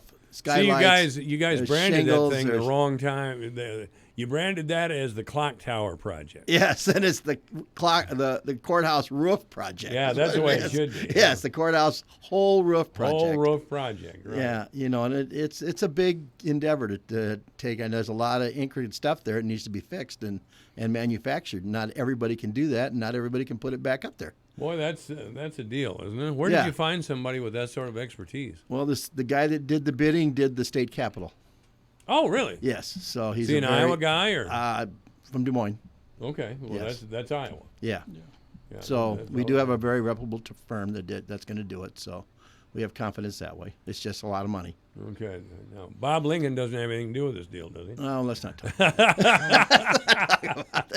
That's not my board, so I don't know much about that board. No, I ask questions and he won't answer them. So we're going to have a little meeting. That's a whole different board he's got going on there, doesn't it? Yes. Yeah. So we might get down to things next week, maybe, and get some answers from him, but I don't know. We'll see. That'll be interesting. Yes. That was, you were at Eggs and Issues. Yeah, there's some problems in not only that, but child care and everything in Fort Dodge. There really is. That was a pretty good Eggs and Issues, really. It was. I don't know why that lady was holding up that I don't know why. Yeah, that's just disruptive.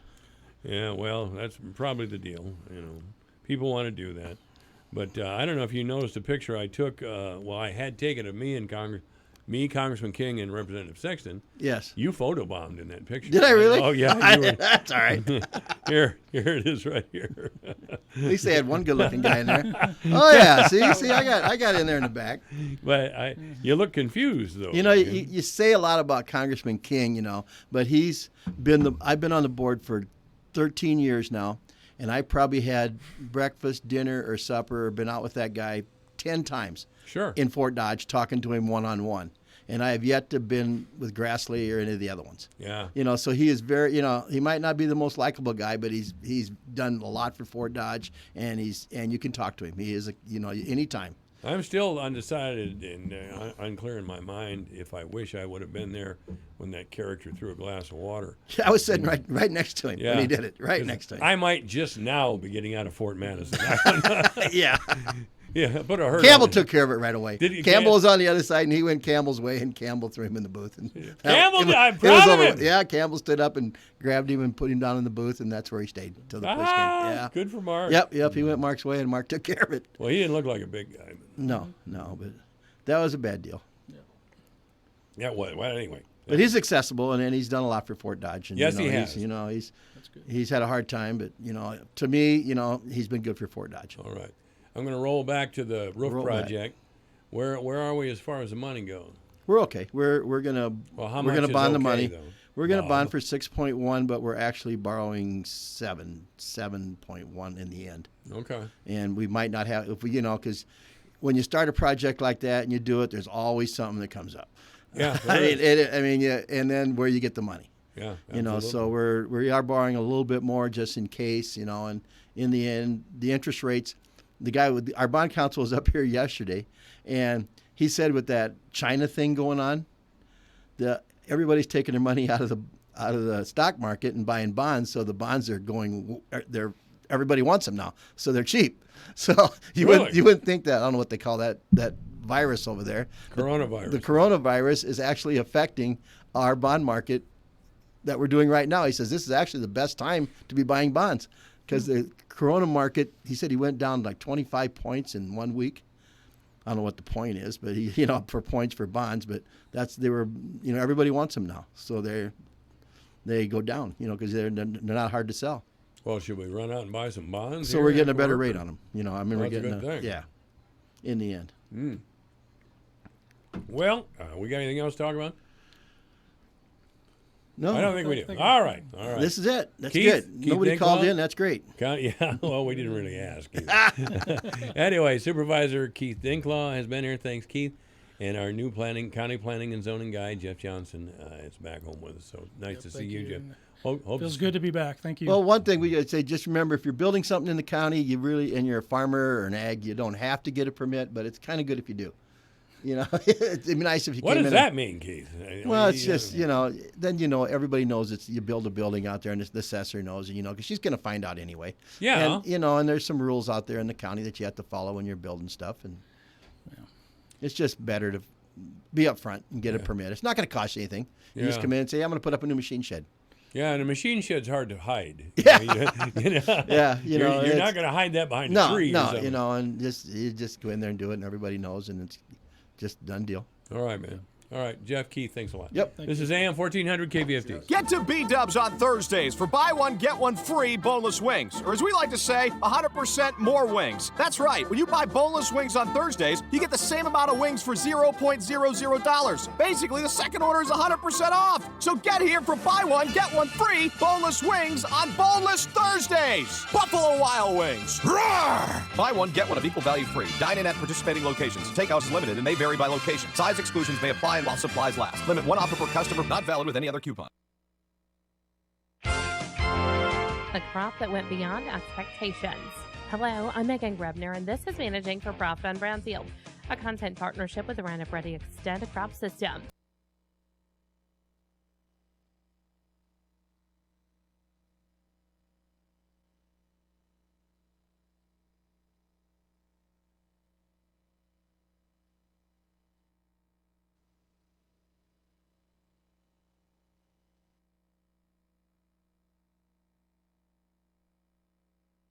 Orphans, Gary Van Dyke. There are 143 million orphans in the world today, and another child becomes an orphan every 2 seconds. Food for Orphans is helping to end that suffering. Every dollar donated provides 2.5 meals, and every $100 will provide a meal to 250 innocent orphans. That's a real demonstration that someone loves them. For more information, visit www.foodfororphans.org. A powerful threat calls for a greater response. Not tomorrow. Not in a few years. But right now. Some battles must be faced together. Cancer fighters stand up to cancer every day, and you can be part of this battle too.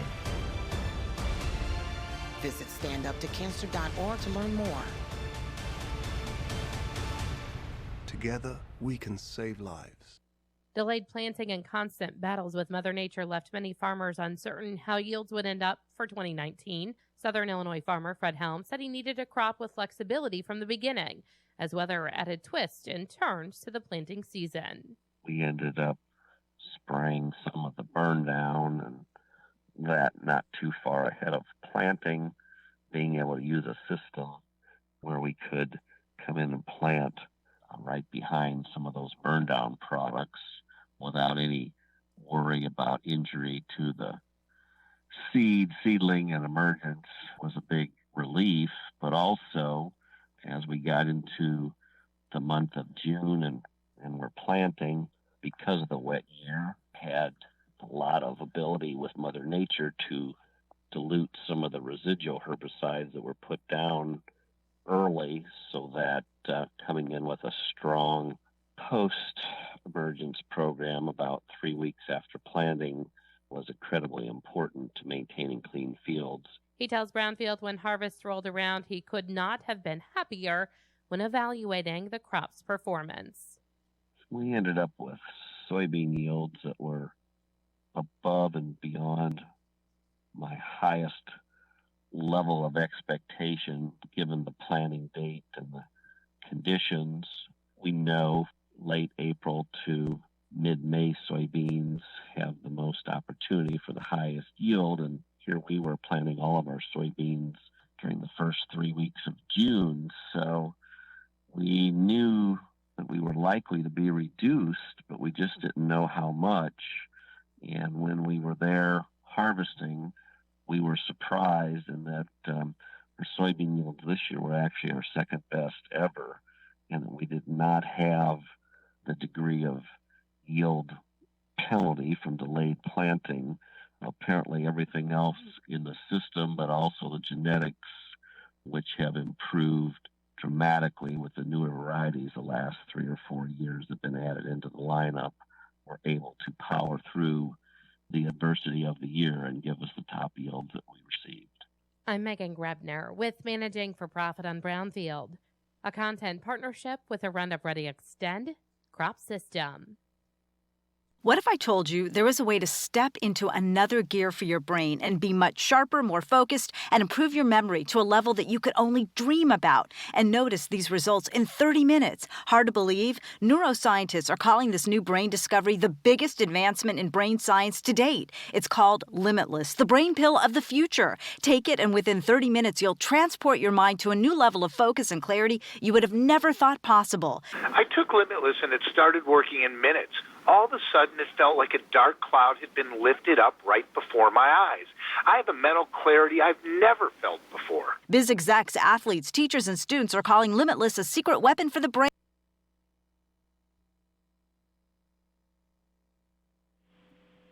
That's Mike.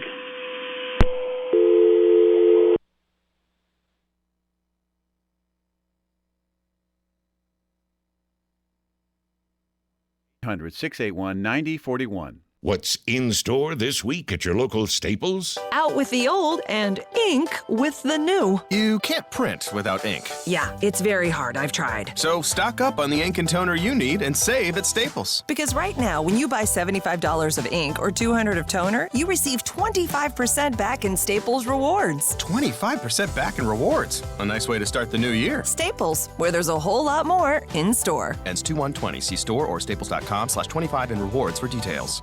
From the Jerry Sheeter Newsroom, I'm Rob Jones. 45-year-old Christopher Johnson of Dayton has been sentenced to federal prison on a charge of possession of a firearm by a felon. Johnson received a prison term of 6.5 years this week, stemming from an incident in the spring of 2017. Johnson was arrested in May of 2017 after police were called to a residence in Dayton on a complaint that Johnson was allegedly stalking the female occupant. Officers located Johnson and confiscated two .22 caliber handguns and .22 caliber ammo. Johnson has a prior felony conviction involving methamphetamine from back in 2001 and a conviction of an aggravated misdemeanor in 2012 for assault with a dangerous weapon. There is no parole in the federal system, and Johnson will be on 3 years of supervised release after he serves his time. 31-year-old Lorenz resident Raymond Painter Jr. has been sentenced on a charge of possessing child pornography. Painter received a 7-year federal sentence earlier this week after he pleaded guilty in August of last year. Evidence presented during his sentencing hearing included conversations he had on the internet in which he expressed a desire to engage in sexual activity with girls that ranged in age from 6 to 11 years old. An effort to reestablish Manson's local grocery store is underway. A group of concerned Manson citizens that represent the City Council, Chamber, and Economic Development groups will be having an open community forum meeting at 7 p.m. tonight at the Manson Northwest Webster High School to discuss an effort to reestablish the local grocery store. Manson Mayor Dave Anderson says he believes the reestablishment of a local grocery store is of paramount importance to the Manson community. I don't believe that you can grow a town without a grocery store. I think it's a vital part of a community. Shopping local is a bigger deal once you lose a grocery store. I think it gave us a chance to look back and say, local is important. The meeting is open to all interested individuals in and around the Manson community. College basketball for tonight. Iowa State back in action. They'll welcome in the number 1 team in the land to Hilton Coliseum, the Baylor Bears. Tonight's game an 8 p.m. tip-off on your home for the Iowa State Cyclones, True Country 540 KWMT. The UNI Panthers back in action tonight. They've won 6 of their last 7, and they look to keep the momentum going as they host Missouri State. A 6 p.m. tip-off on your home for the UNI Panthers, KVFD AM 1400. High school basketball from last night.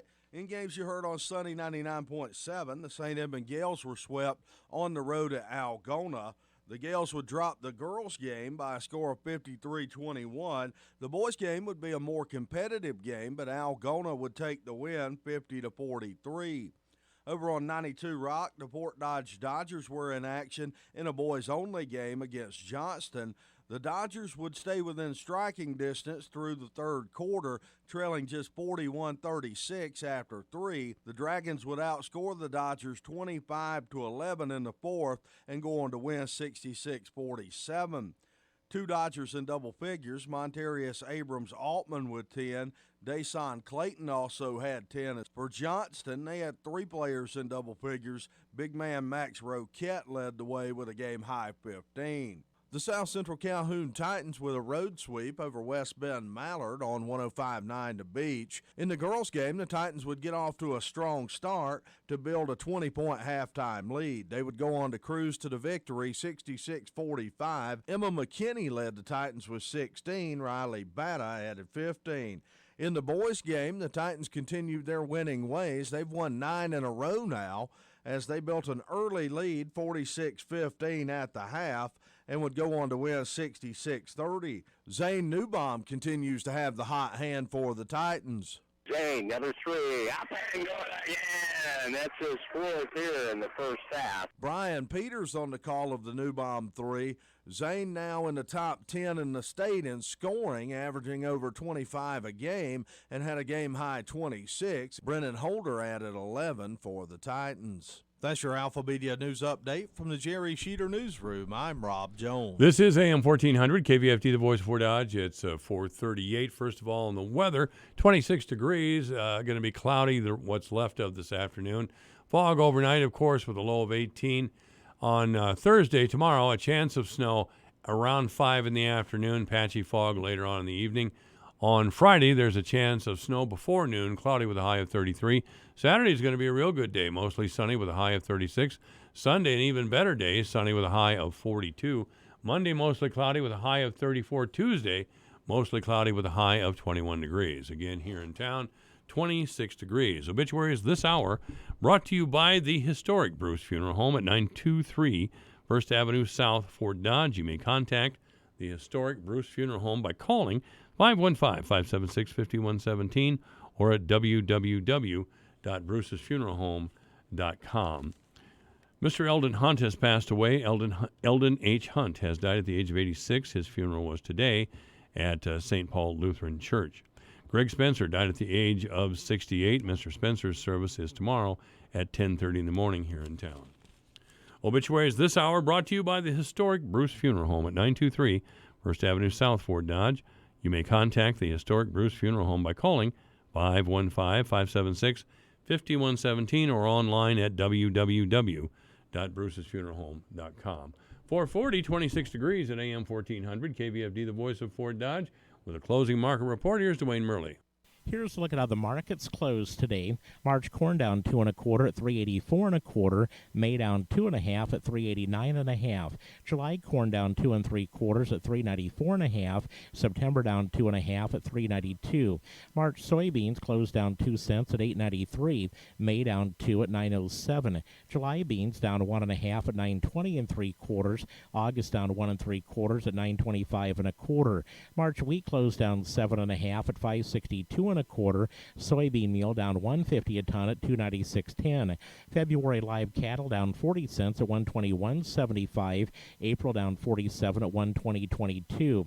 January feeder cattle up a nickel to close at 142.10.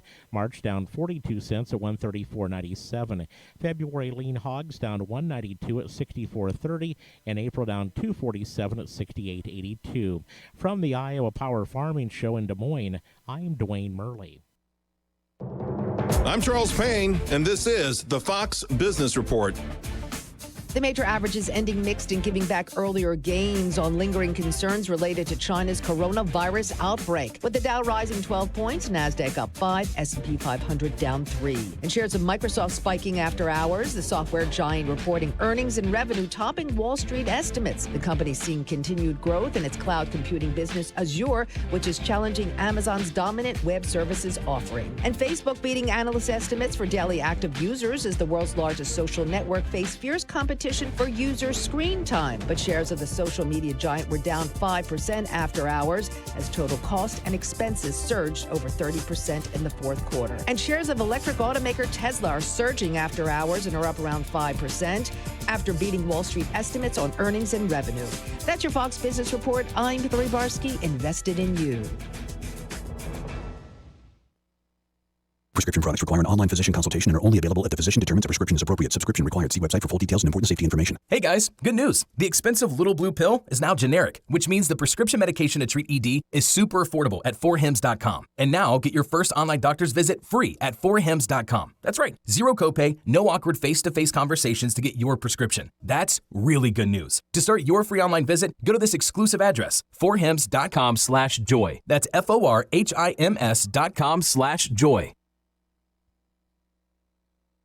If you're drowning in IRS tax debt, pay attention to this special announcement. There's a special toll-free hotline set up especially for you. Get ready to take this number down to take advantage of the new IRS tax forgiveness programs. Here's Jesse from Las Vegas. I've been so stressed out lately knowing that I owe the IRS over $22,000, and now they just garnished my wages. A friend of mine told me about Superior Tax Relief, so I called them, and they were able to stop the garnishment, and they were also able to help me with my other tax problems. I feel so free again, and I would definitely recommend Superior Tax Relief. Call Superior Tax Relief now, 800-711-5099, and speak to a qualified professional who can protect you from the added fees and negotiate your tax liability. Superior Tax Relief can help open new doors with the IRS Fresh Start program that's available now. The consultation is free. The information is free. This call could save you thousands. Call 800-711-5099. 800-711-5099. That's 800-711-5099. Take the worry out of winter with the Winter Weather Advisor on the Voice of Fort Dodge, AM 1400 KVFD. We'll keep you informed on hazardous driving conditions, delays, cancellations, and closings. The Winter Weather Advisor is brought to you by Superior Siding, experts at siding, roofing, windows, and gutters. Superior Siding, providing you with the service you deserve. For more information, find Superior Siding at superiorsidingwindows.com. Take the worry out of winter with the Winter Weather Advisor on the Voice of Fort Dodge, KVFD. I got serious about staying fit just a couple of years ago. Now 5Ks, yoga, and smart nutrition are all part of my weekly routine. Part of my eating right plan? Country Hearth Breads. Natural breads with the whole grains and natural ingredients my body needs to perform at its best. Just a slice of toasted multigrain with peanut butter before a workout, and I'm ready to roll. Country Hearth is the easy choice because it's good for me and great tasting too. Country Hearth Breads, baking our best for you. Michael Devine at AM 1400 KVFD. Listen to this. Making radio great again. The Iowa Business Report is a copyrighted production of Totally Iowa Media, which is solely responsible for its content. For more, click on the radio programs button at totallyiowa.com. Manufacturers in Iowa account for nearly 19% of the total output in the state, almost $36 billion in 2018 alone. Manufacturers employ more than 14% of Iowa's workforce, some 223,000 of us in the most recent reports, with an average annual compensation of more than $71,000. No wonder, then, that the president and CEO of the National Association of Manufacturers, Jay Timmons, came to Iowa to deliver that group's 8th annual State of Manufacturing address, specifically to the Vermeer Corporation in Pella. What a time to be in this great manufacturing state of Iowa. You are right at the center of the political universe. The eyes of the world are on you all once again. I was going to write, as you all well know, the first draft of history on caucus night as you play your part in this great experiment of American democracy and kick off the 2020 election season. But 2020 is also a landmark year for manufacturers. Today, we are indeed celebrating 125 years of the National Association of Manufacturers. That relentless drive to build solutions is what powered manufacturing to this day, where we contribute $2.4 trillion to the U.S. economy and make up 19% of the Iowa economy. 13 million men and women making our lives possible while making their American dream a reality. Chemists and biologists at Lilly and Pfizer creating the life-saving medicines that heal us and protect us. Engineers at Honda and Toyota redefining mobility. Pioneers at Boeing and Lockheed preparing to take us deeper into space. Developers at Microsoft harnessing the astonishing possibilities of artificial intelligence. Technicians at Sukup building the structures that store the grain that feeds the world. Food manufacturers at General Mills not only producing our food, but committing to do so in ways that are even more environmentally sustainable. And dotted all across the country are the thousands of small manufacturers, creators, and inventors who are the suppliers and partners in advancing human progress.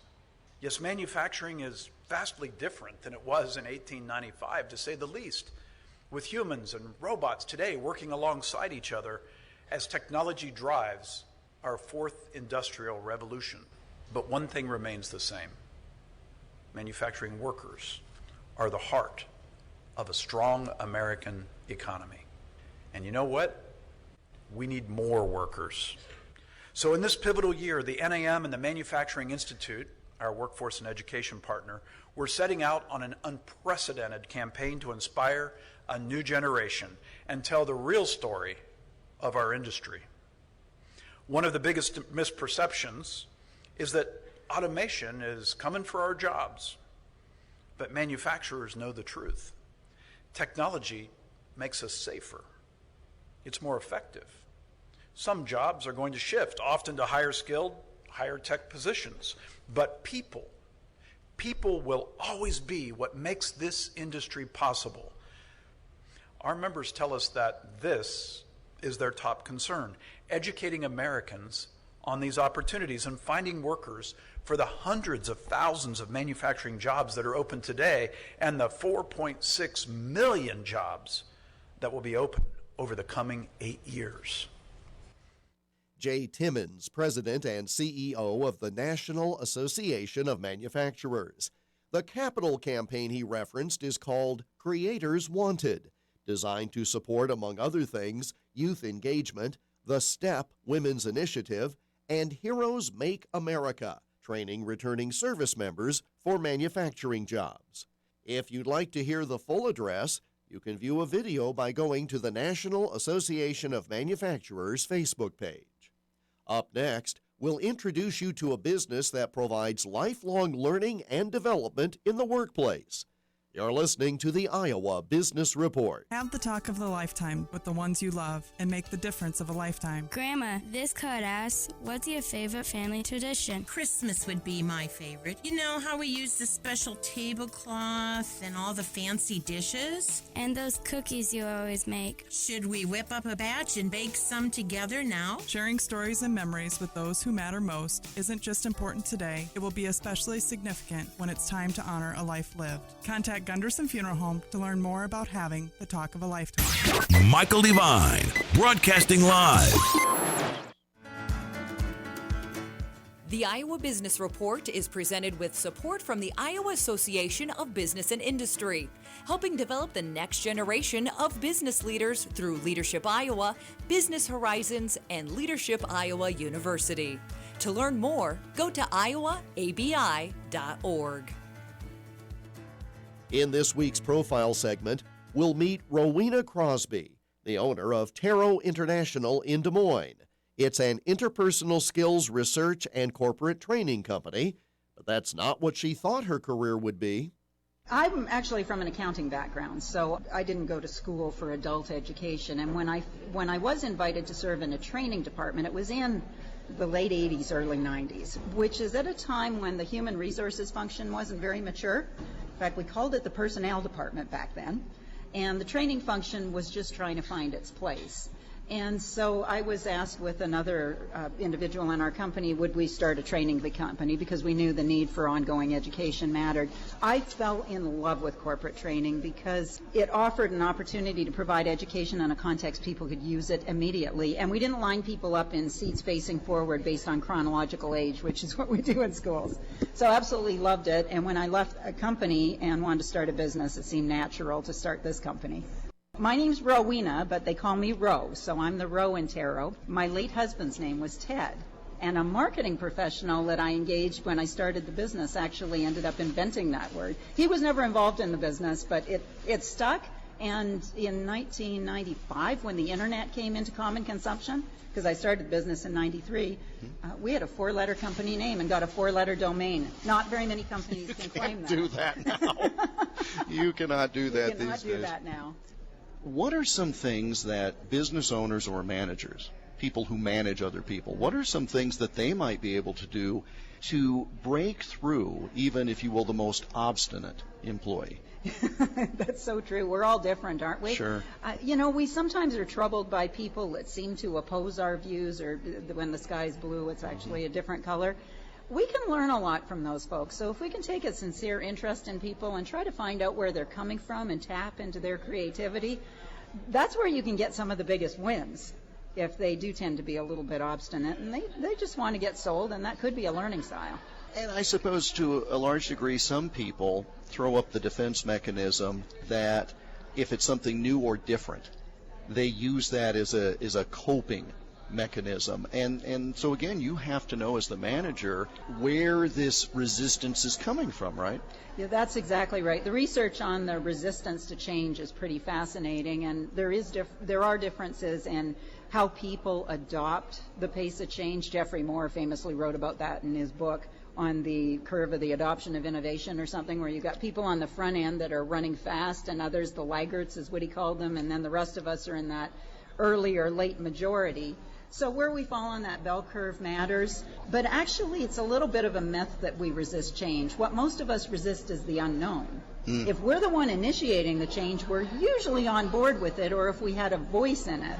So in a business context, communication is really key. If people can feel valued for what they've done in the past, can see an inspiring picture of where they're going, and have a little guidance to get through that period of the unknown, most of us can successfully make that journey. We've all heard the saying, you can lead a horse to water, but you can't make him drink. It's the same with training. Just because a body is in a seat doesn't mean they're a willing participant. Ro Crosby says there are multiple motivators for attendees, both external and internal. External is when the employer does things, does the punishments or the rewards. Internal motivation is the more powerful one, but that comes from the inside. So leaders can't motivate people. You can't make someone want to do something. So the best thing we can do as leaders is find out what people like to do and try to align their roles inside the organization with that. In the case of presenting to an audience, it's our job as presenters to find out what's important to the people in the audience so that we can tailor our message to what matters to them. There's so many dynamics that are going on between the relationship between the audience and the presenter, plus the environment that you're in and the time of day, and are they getting frequent breaks? There's so much to think about that relates to engagement.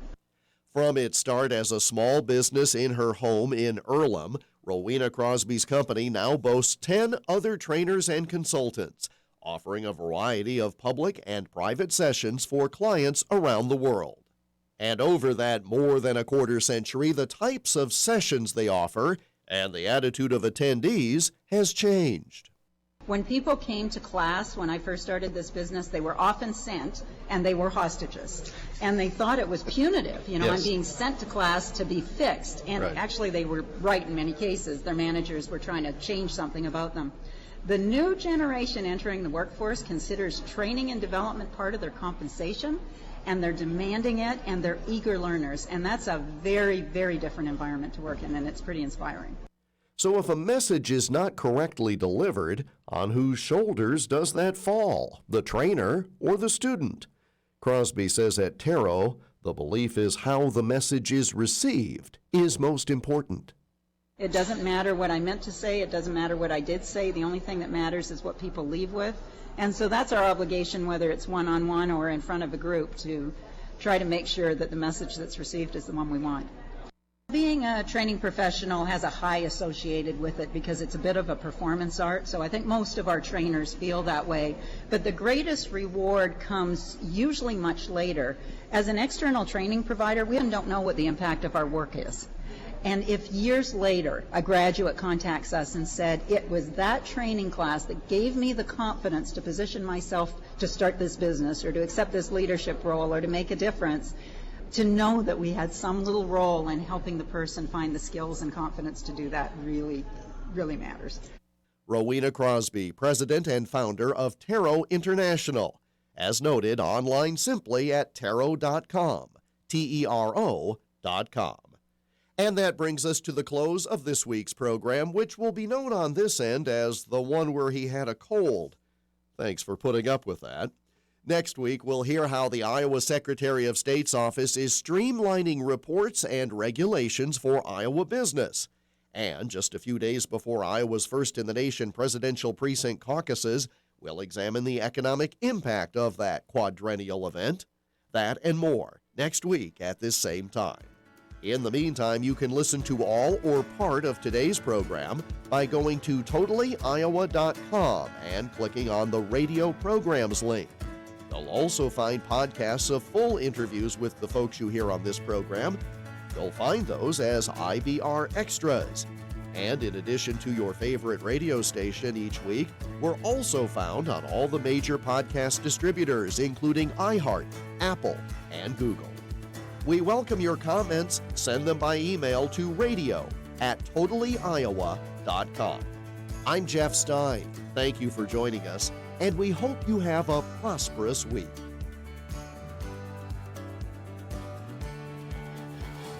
The Iowa Business Report is presented with support from the Iowa Association of Business and Industry, sponsors of the Taking Care of Business Conference in Cedar Rapids in June. Follow ABI on Twitter at IowaABI and online at iowaabi.org.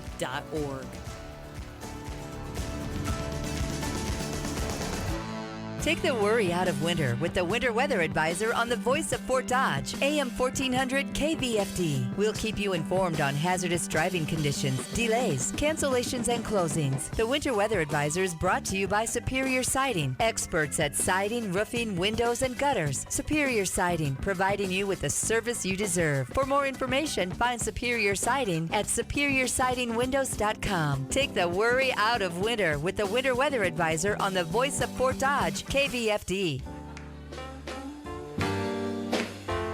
This is AM 1400 KVFD, the voice for Dodge. I'm Michael Devine, and I want to thank you for listening this afternoon.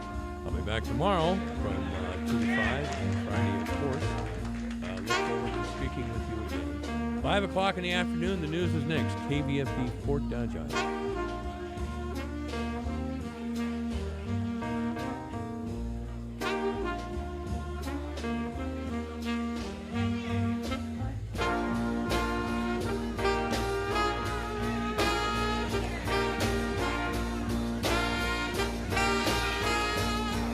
Hi, this is Leslie Segretti. And I'm Tom Kreitler, and you can hear the Money Pit every Saturday afternoon from 4 to 6 on the Voice of Fort Dodge, AM 1400 KVFD, Fort Dodge. This is a Fox News Alert. Questions and answers. I'm Lisa Lacera. Day one of questions for each side in the impeachment trial of President Trump.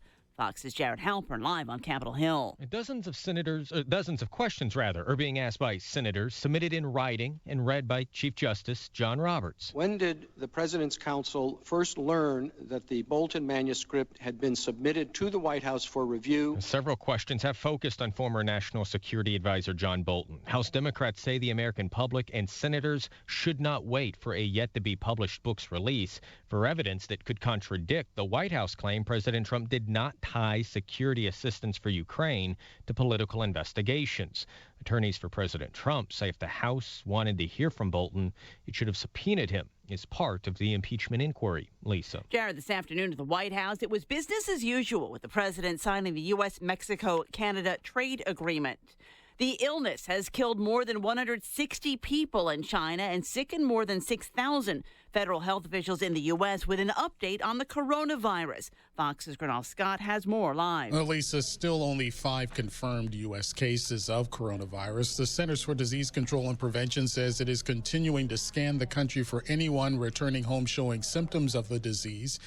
Dr. Nancy Mezzanier says that means stepping up the efforts as cases mount. Expanding entry screening to 20 U.S. ports of entry where CDC has quarantine stations. That includes 18 airports and 2 land borders. Dr. Mezzanier says despite best efforts, I still expect that we will find additional cases. More than 200 Americans being checked at a California airbase for signs of the virus, Lisa. Gernal, the Dow edged up 11 points. The NASDAQ rose 5. The S&P fell 2 points. America is listening to Fox News.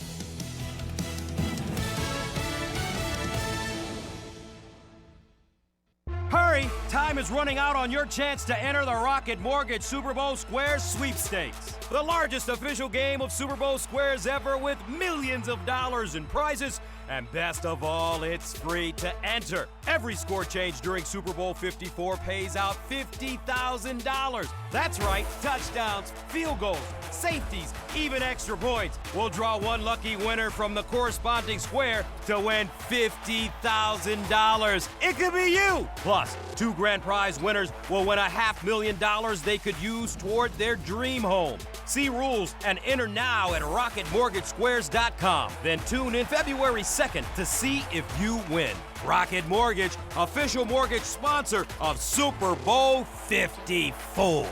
Enter by January 30th, 2020. No purchase necessary. 18 years or older, except Alabama, Nebraska, and Mississippi. Ends January 30th. Licensed all 50 states. NMLS number 3030. The NFL is not sponsored promotion in any way. With your KVFD news update, I'm Rob Jones. 45-year-old Christopher Johnson of Dayton has been sentenced to federal prison on a charge of possession of a firearm by a felon. Johnson received a prison term of 6.5 years this week, stemming from an incident in the spring of 2017. Johnson was arrested in May of 2017 after police were called to a residence in Dayton on a complaint that Johnson was allegedly stalking the female occupant. Officers located Johnson and confiscated 2 .22 caliber handguns and .22 caliber ammo.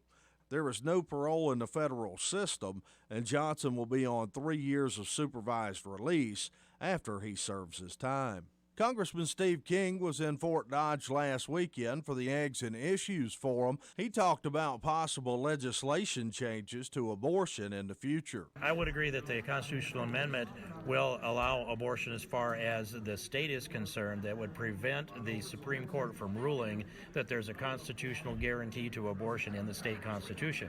The question still remains, if that constitutional amendment is passed, it's got to go through this General Assembly, the next General Assembly, then go on the ballot. If that does pass and the Constitution, the Iowa Constitution is amended, then there's still a question as to whether the existing heartbeat bill, it would likely go back before the court again and see if they could find another excuse to find it unconstitutional, because that was an excuse, in my opinion. I thought it was very thinly reasoned, and the people that drafted the Constitution and voted to ratify our Iowa Constitution had no idea that they had written anything that could be interpreted to guarantee a right to abortion. And that's also becomes true when you look at the federal Constitution. We moved it very close at the federal level, so sometime in the relatively near future, I think heartbeat goes before the United States Supreme Court, and we have a chance, a reasonable chance, of protecting the lives of those innocent babies, all of them. An effort to reestablish Manson's local grocery store is underway. A group of concerned Manson citizens that represent the City Council, Chamber, and Economic Development groups will be having an open community forum meeting at 7 p.m. tonight at the Manson Northwest Webster High School to discuss an effort to reestablish the local grocery store. Manson Mayor Dave Anderson says he believes the reestablishment of a local grocery store is of paramount importance to the Manson community. I don't believe that you can grow a town without a grocery store. I think it's a vital part of a community.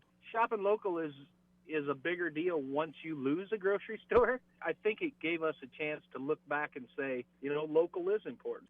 The meeting is open to all interested individuals in and around the Matson community. For KVFD from the Jerry Sheeter Newsroom, I'm Rob Jones.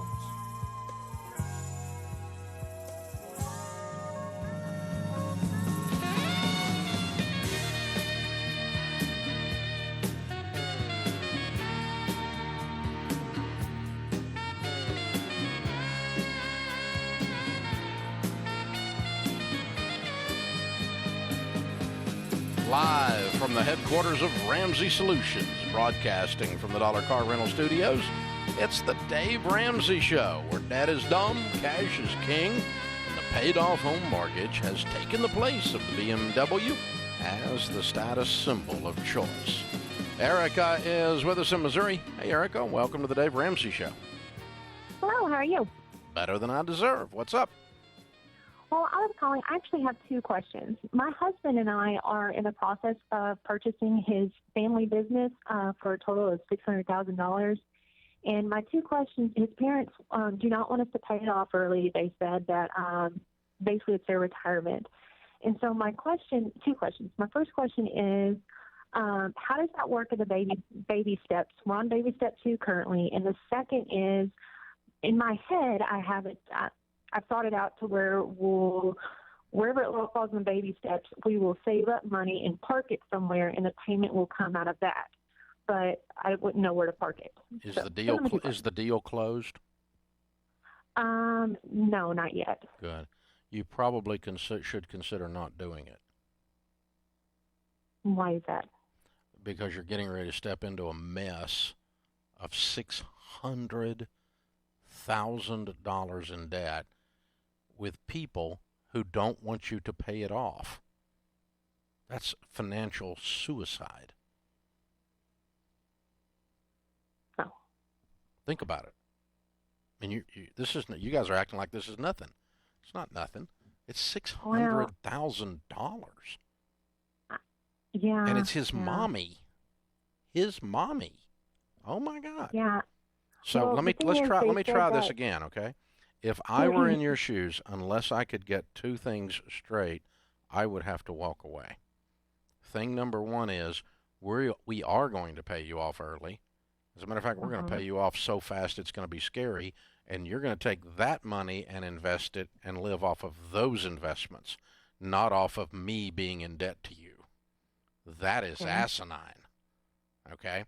And there's the very premise that it's based on will get you in trouble. But also, Thanksgiving dinner is not going to taste the same as for the next 30 years. You're going to be sitting there with people you owe hundreds of thousands of dollars to. Bad relationship management, bad business management, bad everything. So they're worried about this as their retirement. Well, if I hand you $600,000, I can help you retire by investing that without having to be in debt, without your kids having to be in debt to you. That's a ridiculous statement. Thing number two, do you have any idea what the actual net profit of this business is? Yes. We have it was $100,000 last year, and then it's not worth $600,000. Well, the way it is, we're buying the inventory, everything. Doesn't matter. Everything in it. No. Doesn't matter. That business is not worth $600,000 if it's only making $100,000. It's worth $400,000 max. If it's worth more by getting all the inventory, it'd be better off to sell off a bunch of the inventory. Okay. Okay. So let me tell you. Let me stop you a second. Okay. If I'm an investor, and I were going to buy this business, which I am an investor, it's what I do. Okay. Mm-hmm. If I were going to buy this business and the book value of the business, meaning the inventory and the assets and the receivables, anything else the business owns, is worth more than the business is worth due to its income, then I would not buy it to run it. I would buy it to break it up. Meaning I would buy it, I would close it, and I would sell off all the stuff, and that would give me a better return on my money than keeping it open. So you're telling me there's $600,000 worth of stuff there in inventory and so forth? Yes. Book value. Yes. Okay. No, book value is over $1 million. What are you calling book value then? You got inventory, and so they own a whole bunch of stuff that's not creating any income. Yeah, and my husband's got plans to like move everything quicker. So how much of this $1 million is inventory? It's right at $1 million is inventory, and then it's like everything inside the walls, like the shelving and the software. So all that. Why are they sitting on $1 million worth of inventory to create $100,000 worth of income? I mean, I honestly. So your husband, because really you ought to be sitting on maybe $150,000 to $200,000 worth of inventory to create $100,000 worth of income. Okay. You see what I'm saying? Yeah. You would never take $1 million and put it into something that you made 10% return on it in a small business setting, ever. Right. You would you want to make 30, 40, 50% rate of return on it in a small business setting because you have all these other costs involved too. And so you're buying a pig in a poke here. You got a mess. This business is not healthy. Okay. You following me? Yeah, no, I follow. Okay. I follow, yeah. Now, if you were going to buy a business based on book value, you buy it based on what it's worth, and you sell the stuff off. Now, if you want to keep it open and sell the stuff off and get it down and bring the business back to health, that would be a strategy you could use.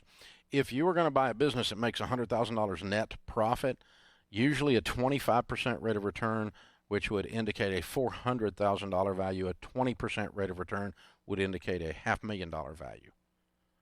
Okay, so not counting so you're buying a business that the income does not justify the valuation.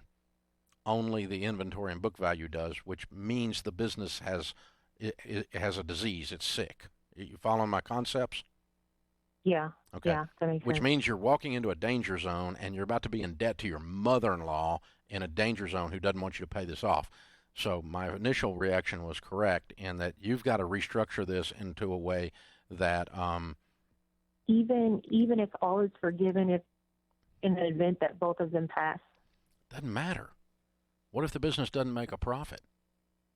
You're $600,000 in debt. You can't even service it with the income you got coming in. Fair enough. Yeah. So here's what I would do. I would do the deal, but it is the payments on the 600 are, number one, no prepayment penalty, and I'm going to prepay you, and you're going to take that money and invest it to live on, okay? We are not going to keep this debt. If you have to keep the debt, don't do the deal. I would never tell you to do that. Beg you not to do that.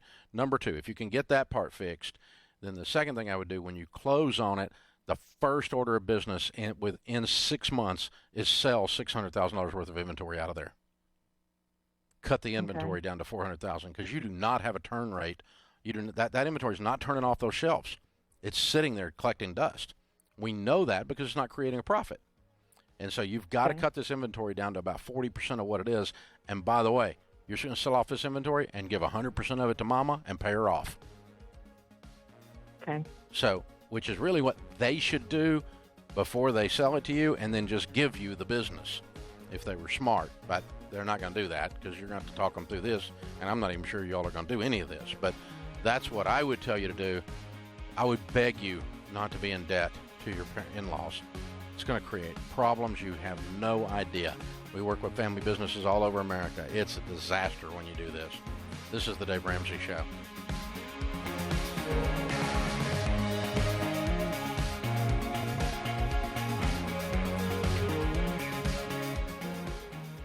I get asked all the time about what people need to do to improve their family's money situation. Two of the most overlooked things are term life insurance and disability insurance. Both plans make sure that you have income to pay bills and take care of yourself and your family if something were to happen. For term life, you need to carry 10 to 12 times your income, and I recommend 15 or 20-year plans for most families. Stay away from cash value or return of premium plans. They're just a ripoff. Disability insurance is just as critical. How are you going to pay your bills if you're unable to work? Disability is the leading cause of bankruptcies and foreclosures. And that's why I send you to Zander Insurance. They've been helping my listeners find the right plans at the lowest cost for almost 20 years. Call 800-356-1780 or visit Zander.com and compare online.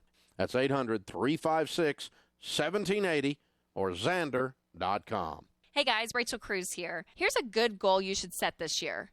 To get better sleep. Okay, I am obsessed with our Tough to Needle mattress. It's the most comfortable mattress we've ever had, and now it's time to get yours. Don't let another year pass sleeping on the same old mattress. Prices start as low as $350, and you can try it out for 100 nights risk-free. If I'm wrong, just send it back. Go to tn.com to get started. That's tn.com. Remember, it ships free.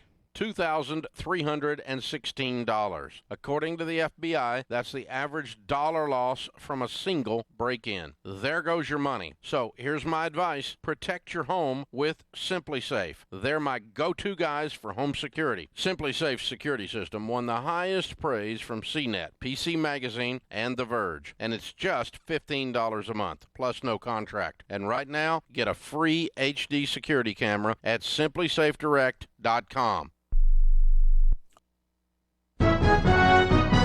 Radio Iowa, I'm Dar Danielson. Several Iowans were on hand today for the signing of the U.S.-Mexico-Canada agreement at the White House, including Iowa's 2 U.S. senators and the state ag secretary. A small group of Republican lawmakers is proposing removing gender identity from the Iowa Civil Rights Act. Legislature added it in 2007. One Iowa lobbyist, Keenan Crow, is against the move. A transgender person could be denied a car loan because they're transgender. A landlord could refuse to rent them an apartment because they're transgender. They could be fired simply for being transgender, even if they're doing a great job at their place of employment. Representative Skylar Wheeler, a Republican from Orange City, is one of the bill's sponsors, says the goal is to protect women's rights and ensure there's not going to be a biological male in the same bathroom as his wife or in the same locker room when his daughter gets old enough to go to school. Eastern Iowa nurse will spend 4 years in prison for illegally obtaining painkillers from patients. 12 of 14 charges were dropped against 31-year-old Katie Bowl of Manchester in exchange for a guilty plea. Radio Iowa, I'm Dar Danielson.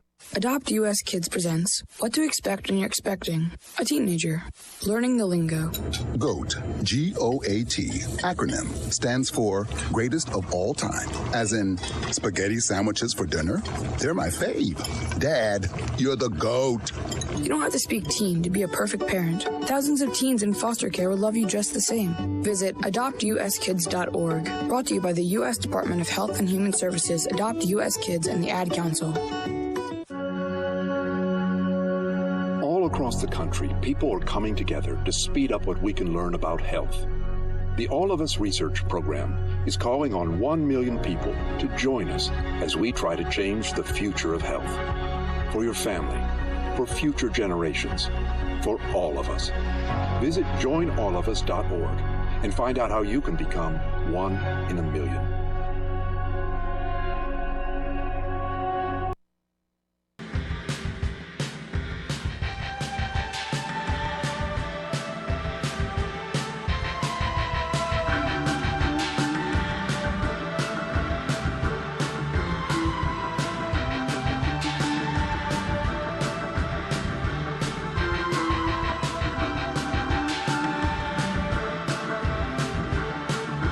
Has your car insurance company ever bumped your car insurance rate for no particular reason? Well, that's maddening, especially when you're giving it your all to get out of debt and save money. Folks, listen, you don't have to just sit there and take it. You can work with an independent insurance agent who is one of our endorsed local providers, our ELPs. These guys are great because they will fight for you. Most people who work with an ELP save around $700. And that's because ELPs are independent. That means they don't work for an insurance company. They work for you. They shop among different insurance companies and get you the best possible deal. They're also fair. If they can't get you a better deal than what you have, they'll just tell you. Folks, don't put this off. Don't just sit there and watch your rates go up for no reason. Don't get abused by these companies. Go to daveramsey.com/ELP, click on insurance, and shop. It's free to shop your rates. See if you can't do better. Saving money, dude. Pretty simple. Stephanie's with us in Kentucky. Hi, Stephanie. Welcome to the Dave Ramsey Show. Thanks for taking my call. Sure. What's up? So about 10 years ago, I graduated from veterinary school. I went to school out of the country, actually, so it was a pretty hefty bill.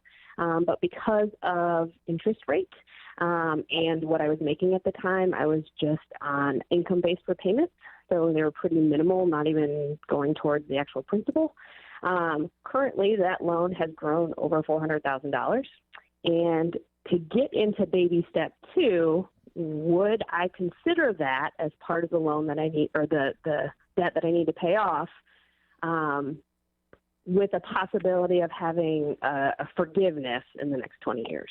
Would it be better to just pay off the current debt that we have minus that, and then work on saving towards the forgiveness tax bill in the future? There is no forgiveness tax bill. Well, that's our hope. What do you say? You're gonna sit here and bet your life on Elizabeth Warren getting elected? No, no. I mean, really? No. I guess There is no. What did this bill start out at? If it's up to 400 now, it was less than 200,000. I got out. So not paying on it hasn't worked well for you. No, but I don't make enough to make the minimum payments to go towards principal. Are you working as a vet? Yes, I am. Okay. And my husband has a job as well. We just don't make. It would be over $3,000 a month in order to do that, and that's less. Yeah, that's more than we make now, and we have a family and a house and other debts. So you're a veterinarian, and you make how much? This year, because I was on maternity leave, it was about 65. Supposed to be about 85. So your normal year is 85. Yes. And how long have you been in practice?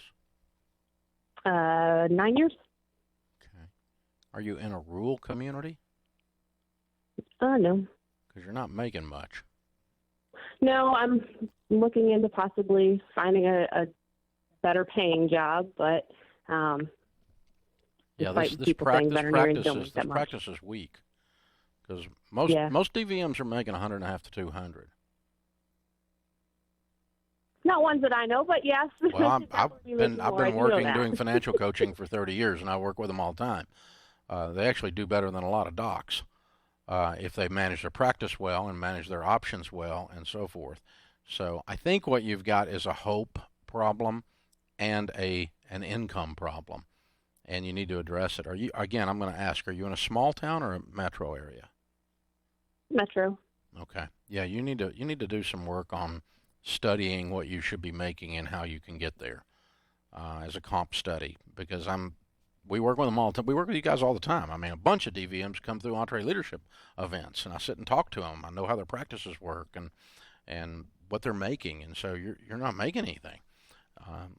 I would work in the next 3 to 5 years to double your income, and if I were in your shoes, and then I would work toward. And you don't believe that can happen right now. I hear that, I know that, but I'm answering your question. What would I do if I were in your shoes? Because I know that can happen. I see that happen, and then I would go from there and begin to really cut your lifestyle down.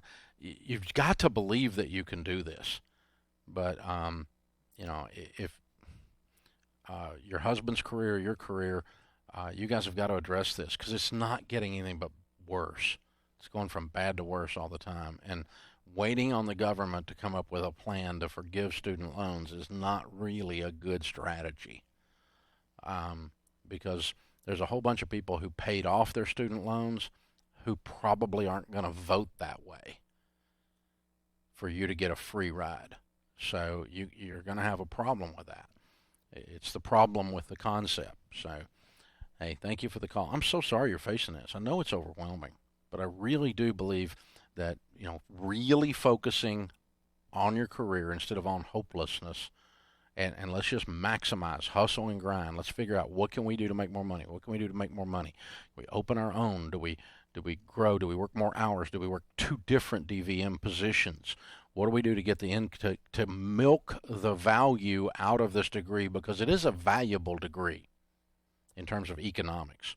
and then use that along with your husband's income, him working all the time, and the two of you clean this mess up, because otherwise it's going to get worse and worse and worse and worse and worse. It's not going to go away, and the government is not going to wave a wand for you.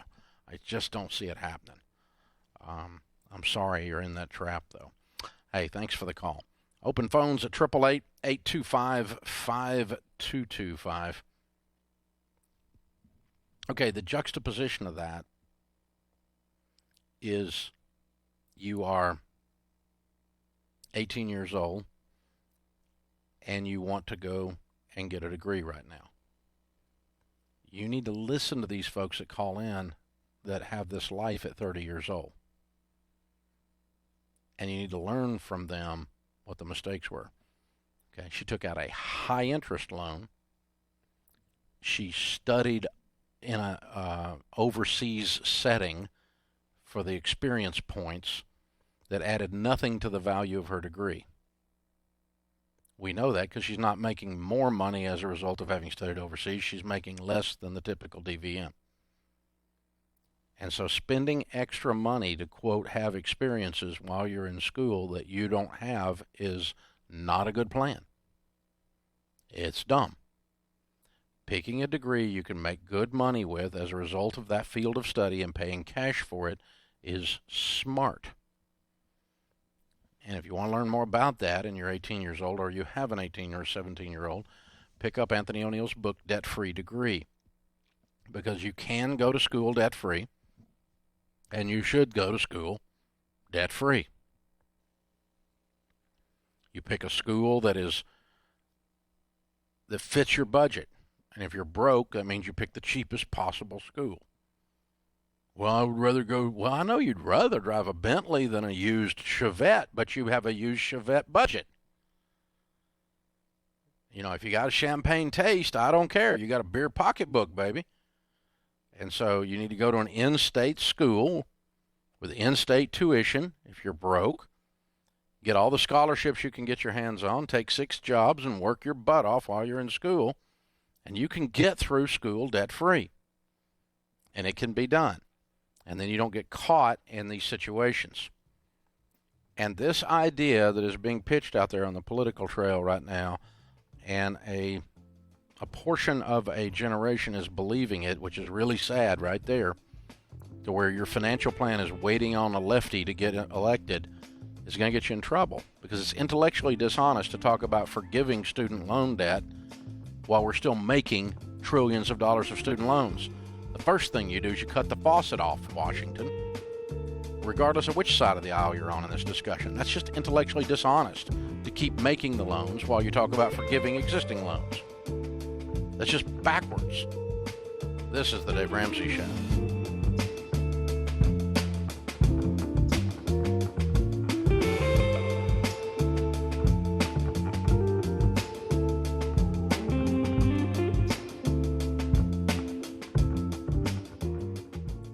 A goal without a plan is more like a pipe dream. It won't happen. Your timeshare's goal is to keep you in that contract. They have a plan on how to do it. You need an even more aggressive plan to get out of it. And the company with that plan is Timeshare Exit Team. It's a tested plan that has exited over 19,000 people from their timeshares.